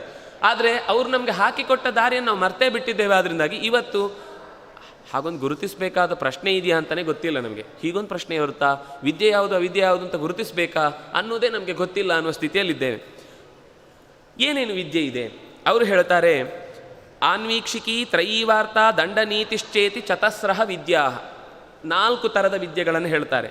ಒಂದು ಆನ್ವೀಕ್ಷಿಕಿ, ಲೋಕದ ವ್ಯವಹಾರಕ್ಕೆ ಸಂಬಂಧಪಟ್ಟಂತಹ ತಿಳುವಳಿಕೆ, ಲೌಕಿಕ ಜ್ಞಾನ ಇರಬಹುದು. ತರ್ಕಶಾಸ್ತ್ರದ ಬ್ಯಾಕ್ಗ್ರೌಂಡು, ಅಂದರೆ ನಮಗೆ ತರ್ಕ ಅಂದರೆ ಏನು ಅಂದರೆ ಎಲ್ಲವೂ ಯಾವುದೋ ಒಂದು ಘನಿಷ್ಠವಾದ ಶಬ್ದ ರಾಶಿ ಅಲ್ಲ. ಅದು ಯಾವುದಾದ್ರೂ ಒಂದು ಪ್ರಸಂಗ ಬಂದಾಗ ಯಾಕೆ ಹೀಗಾಗಿರ್ಬೋದು ಅಂತ ಯೋಚಿಸಿ ಅದರ ಹಿನ್ನೆಲೆಯನ್ನು ಅರ್ಥ ಮಾಡಿಕೊಳ್ಳುವ ಶಕ್ತಿ. ಈಗ ಇದ್ದಕ್ಕಿದ್ದಾಗೆ ಒಂದು ಧರ್ಮದ ವಿಷಯದಲ್ಲಿ ಸ್ವತಂತ್ರ ಧರ್ಮ ಅಂತ ಜಗಳ ಹಚ್ಚಿಬಿಡ್ತಾರೆ. ವಸ್ತುತಃ ಅದಕ್ಕಿಂತ ದೊಡ್ಡ ಸ್ಕ್ಯಾಮ್ ಆಗಿರುತ್ತೆ. ಅದು ಜನರ ತಲೆಯಲ್ಲಿ ಉಳಿದ್ರೆ ನಮಗೆ ನೆಕ್ಸ್ಟ್ ವೋಟ್ ಬರೋದಿಲ್ಲ. ಅದಕ್ಕೋಸ್ಕರ ಇಂಥದ್ದೊಂದು ವಿಷಯ ಕೈ ಹಾಕಿದರೆ ಜನರ ಗಮನ ಎಲ್ಲ ಅಲ್ಲಿಗೆ ಹೋಗುತ್ತೆ. ಆವಾಗ ನಾವು ಇಲ್ಲಿಂದ ಆರಾಮಾಗಿ ಪಾಸಾಗಿಬಿಡ್ಬೋದು ಅಂತ. ಇದು ಬುದ್ಧಿವಂತರಾದ ಮನುಷ್ಯರಿಗೆ ಅರ್ಥ ಆದರೆ ಅವ್ರು ಯಾಕೆ ಇಂಥ ವಿಷಯಗಳಿಗೆ ಕೈ ಹಾಕ್ತಾರೆ ಅಂತ ನಮ್ಗೆ ಗೊತ್ತಾಗಿದ್ದು. ಆನ್ವೀಕ್ಷಿಕ ಸಾಮಾನ್ಯ ನಮ್ಗೆ ಗೊತ್ತಾಗಬೇಕಾದ ಸಂಗತಿ. ಅವ್ರು ಏನೇನೋ ಆಟ ಆಡಲಿಕ್ಕೋಸ್ಕರ ಸಮಾಜದಲ್ಲಿ ಕೆಲವೊಮ್ಮೆ ಸುಮ್ಮನೆ ಸುದ್ದಿಗಳನ್ನು, ಸಮಾಜವನ್ನು ಕೆರಳಿಸುವ ಸುದ್ದಿಗಳನ್ನು ಹಾಕ್ತಿರ್ತಾರೆ. ಆ ಸಮಾಜವನ್ನು ಕೆರಳಿಸುವ ಉದ್ದೇಶ ಏನು ಅಂದರೆ ಅವರದ್ದು ಇನ್ನೇನೋ ಒಂದು ದೊಡ್ಡ ಉದ್ದೇಶ ಮರೆಯಾಗಬೇಕಿರುತ್ತೆ. ಅದು ಮರೆಯಾದರೆ ನಾವು ಸೇಫ್. ಅದರಿಂದ ಆದರೆ ಅದು ಸ್ವಲ್ಪ ದಿವಸ ಹೋದ್ಮೇಲೆ ಇದು ತಣ್ಣಗಾಗುತ್ತೆ, ಅದು ತಣ್ಣಗಾಗಿರುತ್ತೆ. ಜನಕ್ಕೇನೂ ನೆನಪೇ ಇರೋದಿಲ್ಲ. ನಾವು ಶಾರ್ಟ್ ಮೆಮೊರಿ, ಮೊದಲೇ ನಮ್ಮ ಬುದ್ಧಿಶಕ್ತಿ ಬಹಳ ಚುರುಕು. ಅದರ ಮೇಲೆ ಇಂಥದ್ದೆಲ್ಲ ಆದಮೇಲಂತೂ ನಾವು ಇನ್ನೂ ಮರೆತು ಬಿಡುವುದರಲ್ಲಿ ನಿಸ್ಸೀಮರು. ಇದು ನಮಗೆ ಲೌಕಿಕ ಜ್ಞಾನದ ಜೊತೆಗೆ, ಅಂದರೆ ಶಾಸ್ತ್ರದ ನೋಡಿ ಅಷ್ಟು ಒತ್ತು ಕೊಟ್ಟು ಹೇಳ್ತಾರೆ ಸಾಮಾನ್ಯ ತಿಳುವಳಿಕೆ ಇರಬೇಕು. ಆಮೇಲೆ 3 ವೇದಗಳ ತಿಳುವಳಿಕೆ. ವೇದ ಅಂದರೆ ನಾವೇನು ಅಂದ್ಕೊಂಡಿದ್ದೇವೆ, ದೇವರನ್ನು ಸ್ತೋತ್ರ ಮಾಡಲಿಕ್ಕಿರುವುದು ಅಂತ. ಹೌದು, ಅದು ಒಂದು ಮುಖ್ಯ ಅಂಶ, ಹೌದು. ಆದರೆ ಇಡೀ ಜಗತ್ತಿನ ಎಲ್ಲ ವಿಷಯಗಳ ಬಗ್ಗೆಯೂ ವೇದ ಮಾತಾಡುತ್ತೆ. ಗ್ರಹಗೋಲಗಳ ಬಗ್ಗೆ ಮಾತಾಡುತ್ತೆ, ಭೂಮಿಯ ವಿಶೇಷತೆಯ ಬಗ್ಗೆ ಮಾತನಾಡುತ್ತೆ. ನಮ್ಮ ಜಗತ್ತಿಗೆ ಸಂಬಂಧಪಟ್ಟ ಪ್ರತಿಯೊಂದು ಅಂಶವನ್ನೂ ಕೂಡ ನಾವಲ್ಲಿ ಹುಡುಕಿ ಅದರ ವಿಚಾರಗಳನ್ನು ದೊಡ್ಡವರ ಗರಡಿಯಲ್ಲಿ ನಾವು ಮಂಥನ ಮಾಡಿದರೆ ಅದರ ಅಂಶಗಳು ನಮಗೆ ಗೊತ್ತಾಗುತ್ತೆ. ಹಾಗಾಗಿ ಅವರು 3 ವೇದಗಳನ್ನು ಅಧ್ಯಯನ ಮಾಡಬೇಕು ಅಂತಂದರು. ಅದರ ಜೊತೆಗೆ ವಾರ್ತಾ ಅಂದರೆ ಸುದ್ದಿ, ಎಲ್ಲ ಕಡೆಯ ವಿಷಯ. ಅದರ ಜೊತೆಗೆ ವ್ಯವಹಾರ, ವ್ಯಾಪಾರ. ಅಂದರೆ ಯಾವ ವಸ್ತುವನ್ನು ಎಲ್ಲಿ ಬೆಳೆದ್ರೆ ಅದು ಎಲ್ಲಿಗೆ ಸಿಗಬೇಕು. ನಮಗೆ ಇಂಡಿಯನ್ ಎಕಾನಮಿ ಅಂತ ಒಂದಿದೆ, ಆದರೆ ಅದನ್ನು ನಾವು ಇವತ್ತು ಓದೋದು ಯಾವುದು, ಅದ್ರಲ್ಲಿ ಸ್ಟಾರ್ಟಿಂಗ್ 2 ವಾಕ್ಯ ಮಾತ್ರ ಇಂಡಿಯನ್ ಎಕಾನಮಿ ಅಂತಿರುತ್ತೆ. ಆಮೇಲೆ ಯಥಾ ಪ್ರಕಾರ ಅಲ್ಲಿದ್ದೇ ತಂದು ತೂರಿಸಿ ಇದನ್ನೇ ಇಂಡಿಯನ್ ಎಕಾನಮಿ ಅಂತ ಓದಿಸ್ತಾರೆ ಮಕ್ಕಳಿಗೆ. ವಸ್ತುತಃ ಭಾರತೀಯ ಕಲ್ಪನೆಯಲ್ಲಿ ಯಾವುದೇ ಒಂದು ವಿಷಯವನ್ನು ಹೇಳಬೇಕಾದಾಗ ಇದು ಎಷ್ಟು ದೊಡ್ಡ ಅನರ್ಥಕ್ಕೆ ಕಾರಣ ಆಗಿದೆ ಯೋಚನೆ ಮಾಡಿ. ನಮಗಿರುವ ಕಲ್ಪನೆ ಮತ್ತು ಹೊರಗಿನಿಂದ ನಾವು ತಂದುಕೊಂಡ ಚಿಂತನೆಯ ಕಲ್ಪನೆ ಹೇಗಿದೆ ಅಂದರೆ, ಅಲ್ಲಿ ಹೇಳೋದು ಹಕ್ಕು, ಬಲಾಢ್ಯತೆ, ದಬ್ಬಾಳಿಕೆ, ಕೊನೆಗೆ ಭೋಗ. ನಮಗೇನು ಸಿಗಬೇಕೋ ರೈಟ್ಸ್ ಬಗ್ಗೆ ನಾವು ಮಾತಾಡ್ತೇವೆ, ಡ್ಯೂಟಿ ಬಗ್ಗೆ ಮಾತಾಡ್ತೀವಾ? ಇಲ್ಲ. ಭಾರತೀಯ ವಿದ್ಯೆ ಅನ್ನೋದು ಡ್ಯೂಟಿ ಬಗ್ಗೆ ಮಾತಾಡುತ್ತೆ. ಕರ್ತವ್ಯ ಮಾಡು, ಕರ್ಮಣ್ಯೇವಾಧಿಕಾರಸ್ಥೆ ಮಾ ಫಲೇಶು ಕದಾಚನ. ಇದಕ್ಕೆ ಇನ್ನೂ ಒಂದು ಬೇರೆ ಅರ್ಥ ಕಲ್ಪಿಸಿ ನಮ್ಮನ್ನೆಲ್ಲ ದಾರಿ ತಪ್ಪಿಸಿದ್ದಾರೆ. ಕೆಲಸ ಮಾಡು, ಸಂಬಳ ಕೇಳಬೇಡ ಅಂತ. ಕೃಷ್ಣ ಅರ್ಜುನನಿಗೆ ಕೆಲಸ ಮಾಡು, ಸಂಬಳ ಕೇಳಬೇಡ ಅಂತ ಯಾಕೆ ಹೇಳಬೇಕು? ಅದು ಪ್ರಸಂಗವೇ ಅಲ್ಲ. ಅಲ್ಲಿ ಹೇಳಿದ್ದೇನು ಅಂದರೆ, ನಾವು ನಮ್ಮ ಕರ್ತವ್ಯ ಮಾಡಿದ್ದು ಹೌದಾದರೆ ನಮಗೆ ಅದರಿಂದ ಬರಬೇಕಾದ ಫಲ ನಮ್ಮ ಬೆನ್ನ ಹಿಂದೆ ಇದ್ದೇ ಇರುತ್ತೆ. ನಮಗೆ ಕರ್ಮ ಸಿದ್ಧಾಂತದ ಬಗ್ಗೆ ತುಂಬ ನಂಬಿಕೆ ಇದ್ದು ನಾವು ಈ ಮಾತಾಡಿದ್ದು. ಅವರಿಗೆ ಕರ್ಮ ಸಿದ್ಧಾಂತ ಅಂದರೆ ಏನು ಅಂತಲೇ ಗೊತ್ತಿಲ್ಲ, ಅದರಿಂದಾಗಿ ಇದನ್ನು ಅವ್ರಿಗೆ ಬೇಕಾದಾಗ ಅರ್ಥ ಮಾಡಿದರು. ಯಾವ ಗೀತೆಯನ್ನು ಬೈತಾರೋ ಅದೇ ಗೀತೆಯಿಂದ ಅವ್ರಿಗೆ ಬೇಕಾದ್ದನ್ನು ಸಾಧನೆ ಮಾಡಲಿಕ್ಕೆ ಬೇಕಾದಷ್ಟು ವಿರೋಧದ ವಿಷಯಗಳನ್ನು ಇಟ್ಟುಕೊಂಡು ಮಾತಾಡೋದು ನಾವು ನೋಡ್ತೇವೆ. ಅದರಿಂದ ಮುಖ್ಯವಾಗಿ ಹಕ್ಕಿನ ಬಗ್ಗೆ ಮಾತಾಡಿದರೆ ನಾವು ಕರ್ತವ್ಯದ ಬಗ್ಗೆ ಮಾತಾಡ್ತೇವೆ. ಅವರು ಬಲಾಢ್ಯತೆಯ ಬಗ್ಗೆ ಮಾತಾಡ್ತಾರೆ. ನಾವು ಎಲ್ಲದಕ್ಕಿಂತಲೂ ಸುಪೀರಿಯರ್ ಆಗಬೇಕು, ನಾವು ಎಲ್ಲರನ್ನು ಮೀರಿ ನಿಲ್ಲಬೇಕು. ಮಕ್ಕಳಿಗೆ ಹಾಗೆ ಅಲ್ವ ನಾವು ಕಲಿಸೋದೇ ಹಾಗೆ, ಕ್ಲಾಸಲ್ಲಿ ಫಸ್ಟ್ ಬರಬೇಕು. ವಸ್ತುತಃ ಆ ವಿದ್ಯಾರ್ಥಿಗಳಲ್ಲಿ ಒಬ್ಬ ಡಾಕ್ಟರ್ ಆಗ್ಬೋದು, ಒಬ್ಬ ಇಂಜಿನಿಯರ್ ಆಗ್ಬೋದು, ಒಬ್ಬ ಏನೋ ಇನ್ನೂ ಆರ್ಕಿಟೆಕ್ಚರ್ ಮಾಡ್ಕೊಂಡು ಹೋಗ್ಬೋದು. ಎಲ್ಲರೂ ಒಂದೇ ದಾರಿ ಅಂತೂ ತುಳಿಯಲ್ವಾ? ಅವರ ಕ್ಷೇತ್ರವೇ ಬೇರೆ. ಮತ್ತು ಅವ್ರು ಯಾಕೆ ಇಲ್ಲಿ ಕಾಂಪೀಟ್ ಮಾಡಬೇಕು? ನೀನೇನು ಓದ್ತೀಯೋ ಅದನ್ನು ಓದಪ್ಪ, ನಿನ್ನ ದಾರಿ ಅದು. ನೀನೇನು ಓದ್ತೀಯೋ ಅದು ನಿನ್ನ ದಾರಿ ಅಂತ ನಾವು ಇಲ್ಲಿಂದ ನಿಜವಾಗಿ ಅವರವರ ಕ್ಷೇತ್ರದಲ್ಲಿ ಬೆಳೀಲಿಕ್ಕೆ ಹೆಲ್ಪ್ ಮಾಡಬೇಕು ಹೊರತು ಪರಸ್ಪರ ಅವರನ್ನೇ ಜಗಳ ಹಚ್ಚಿಬಿಡ್ತೇವೆ ಚಿಕ್ಕಂದಿನಲ್ಲೇ. ಇಲ್ಲಿ ಈ ರೀತಿ 10-15 ವರ್ಷ ಓದಿ ಆದಮೇಲೆ ಜೀವನಕ್ಕೆ ಹೊರಕ್ಕೆ ಬಂದ ಮೇಲೆ ಅವರಲ್ಲಿ ಏನು ಭಾವನೆ ಉಳಿದಿರುತ್ತೆ? ಎಲ್ಲರಿಗಿಂತ ನಾನೇ ಜಾಸ್ತಿ ಗಳಿಸಬೇಕು, ನಾನೇ ಎಲ್ಲರಿಗಿಂತ ನಂಬರ್ 1 ಇರಬೇಕು ಅಂತ ಅನ್ನುವ ಭಾವನೆಯಿಂದ ಇನ್ನೊಬ್ಬರನ್ನು ತುಳಿಲೇಬೇಕು ಅಂತ ಅನ್ನುವ ಹಠಕ್ಕೆ ಬೀಳ್ತಾನೆ. ಸಮಾಜದಲ್ಲಿ ನಾನು ಮೇಲೆ ಬರಬೇಕು ಅಂದರೆ ಇನ್ನೊಬ್ಬರನ್ನು ತುಳಿಬೇಕು ಅಂತ. ನಮ್ಮ ಸಂಸ್ಕೃತಿ ಹಾಗಲ್ಲ. ನಮಗೆ ಕಲಿಕೆಯ ಮುಖ್ಯ ಉದ್ದೇಶ ಏನು ಅಂತಂದರೆ ಸಬ್ಕಾ ವಿಕಾಸ್. ನಾವು ಎಲ್ಲರ ಜೊತೆಗೂ ಬಾಳಬೇಕು. ಅವರು ಅವರ ಕ್ಷೇತ್ರದಲ್ಲಿ ಬೆಳೀತಾರೆ, ನಾನು ನನ್ನ ಕ್ಷೇತ್ರದಲ್ಲಿ ಬೆಳಿತೇನೆ. ಎಲ್ಲರೂ ಜೊತೆಗೂಡಿ ಸಹಬಾಳ್ವೆ ಸಾಮರಸ್ಯದಿಂದ ಬದುಕಬೇಕು ಅಂತ ಅನ್ನೋದು ನಮ್ಮ ಕಲ್ಪನೆ. ನೀನು ಆ ವಿದ್ಯೆಯಲ್ಲಿ ವಿಶೇಷತೆಯನ್ನು ಗಳಿಸಿದ್ಯಾ? ಸಂತೋಷ, ನನಗೆ ಆ ವಿದ್ಯೆ ಉಳಿಯಿತು. ನಾನು ಈ ವಿದ್ಯೆಯಲ್ಲಿದ್ದೇನೆ, ಅವನು ನನ್ನನ್ನು ಗೌರವಿಸ್ತಾನೆ. ಹೀಗೆ ಪರಸ್ಪರಂ ಭಾವಯಂತಹ ಶ್ರೇಯ ಪರಮವಾಪ್ಸ್ಯಥ. ಗೀತೆಯಲ್ಲಿ ಕೃಷ್ಣ ಹೇಳಿದ ಮಾತು. ಪರಸ್ಪರ ಗೌರವ ಕೊಟ್ಟುಕೊಂಡು ಬದುಕಿದ್ರೆ ಆಗ ನೀವು ಬದುಕ್ತೀರಿ, ನಾವು ಬದುಕ್ತೀವಿ. ನಮ್ಮಲ್ಲೇ ಕಿತ್ತಾಡ್ತಾ ಇದ್ರೆ, ಕಚ್ಚಾಡ್ತಾ ಇದ್ರೆ ಮೂರನೇವು ನಮ್ಮನ್ನು ಸುಲಭ ತುತ್ತಾಗಿ ತಿಂದ್ಕೊಂಡು ಹೋಗ್ಬಿಡ್ತಾನೆ. ನಾವು ಯಾವ ವಿರೋಧವನ್ನು ಮಾಡಲಿಕ್ಕೆ ಟೈಮೂ ಇರಲ್ಲ. ನಮ್ಗೆ ಈ ದೇಶದ ಇತಿಹಾಸ ಸ್ಪಷ್ಟ ಅದಕ್ಕೆ ದೃಷ್ಟಾಂತ. ನಮ್ಮ ಒಳಜಗಳಗಳನ್ನೇ ಉಪಯೋಗಿಸಿಕೊಂಡು ನಾವು ತೋರಿಸಿದ ನಿರ್ಲಕ್ಷ್ಯವನ್ನೇ ಅವರು ಆಹಾರವನ್ನಾಗಿ ನಮ್ಮನ್ನು ಉಪಯೋಗಿಸಿಕೊಂಡು ಬಿಟ್ಟರು. ಅದರಿಂದಾಗಿ ಒಂದನೇದು ಹಕ್ಕು, ಎರಡನೇದು ಬಲಾಢ್ಯತೆ, ಮೂರನೇದು ದಬ್ಬಾಳಿಕೆ. ಬಲಾಢ್ಯನಾಗಬೇಕು ಅಂದರೆ ಏನು ಮಾಡಬೇಕು? ಅವರ ಮೇಲೆ ನಮ್ಮ ಪ್ರೆಷರನ್ನು ಬೀಳಿಸಬೇಕು. ಅದು ಪ್ರಕೃತಿಯ ಮೇಲೂ ಹೌದು. ಯಾಕೆಂದರೆ ನಮಗೆ ನದಿ ನೋಡಿದ ತಕ್ಷಣ ನಮಸ್ಕಾರ ಮಾಡು ಅಂತಾರೆ, ಯಾವುದೋ ಮರವನ್ನು ಪೂಜಿಸು ಅಂತಾರೆ. ವನ ಅಂತ ಹೆಸರು ಸಂಸ್ಕೃತದಲ್ಲಿ. ಯಾಕೆ ವನ ಅಂತ ಹೆಸರು? ವನನೀಯತ್ವಾತ್ ವನಂ, ಗೌರವಿಸಬೇಕಾದ ಪೂಜಿಸಬೇಕಾದ ವಸ್ತು, ಆದ್ದರಿಂದ ಅದಕ್ಕೆ ವನಂ ಅಂತ ಹೆಸರು. ಕಾಡನ್ನು ವನ ಅಂತ ಯಾಕೆ ಹೇಳಿದರು ಅಂದರೆ ತುಂಬ ಗೌರವಿಸಬೇಕಾದ ವಸ್ತು ಅಪ್ಪ ಅದು, ಜಾಗ. ಅದು ಇದ್ದರೆ ನಾವು ಬದುಕ್ತೀವಿ. ನಾವು ಉಸಿರಾಡ್ತೇವೆ. ನಾವೇನು ಅಂದ್ಕೊಂಡಿದ್ದೇವೆ? ನಾವು ಉಸಿರಾಡೋದು ಅಂದರೆ ಒಂದು ಸರ್ತಿ ಉಸಿರು ತಗೊಳ್ಳೋದು, ಒಂದು ಸರ್ತಿ ಉಸಿರು ಬಿಟ್ಟರೆ ಒಂದು ಶ್ವಾಸೋಚ್ಛ್ವಾಸ ಆಯಿತು ಅಂತ.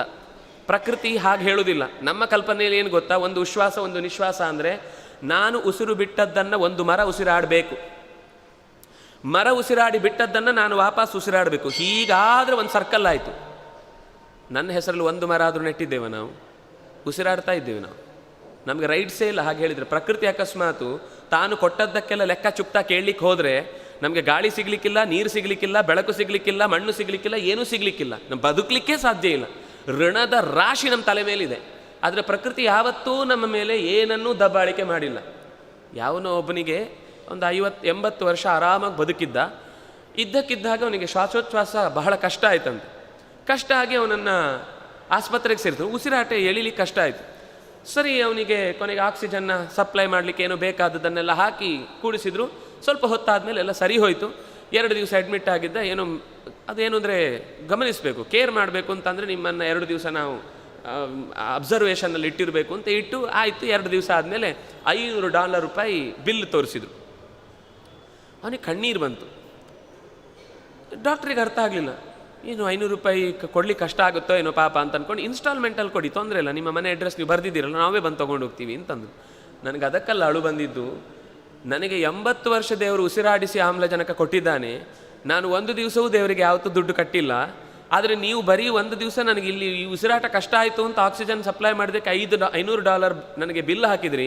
ನಾನು ದೇವರಿಗೆ ಎಷ್ಟು ಕೊಡಬೇಕಿದೆ, ದೇವ್ರು ನನ್ನನ್ನು ಯಾವತ್ತೂ ಕೇಳಲೇ ಇಲ್ಲ, ನಾನು ಕೊಡಲಿಕ್ಕೂ ಹೋಗಲಿಲ್ಲ ಅನ್ನುವ ದುಃಖದಿಂದ ನಾನು ಕಣ್ಣೀರು ಹಾಕ್ತಾ ಇದ್ದೇನೆ. ಎಂಥ ಕೃತಜ್ಞನ ನಾನು ಅಂತ.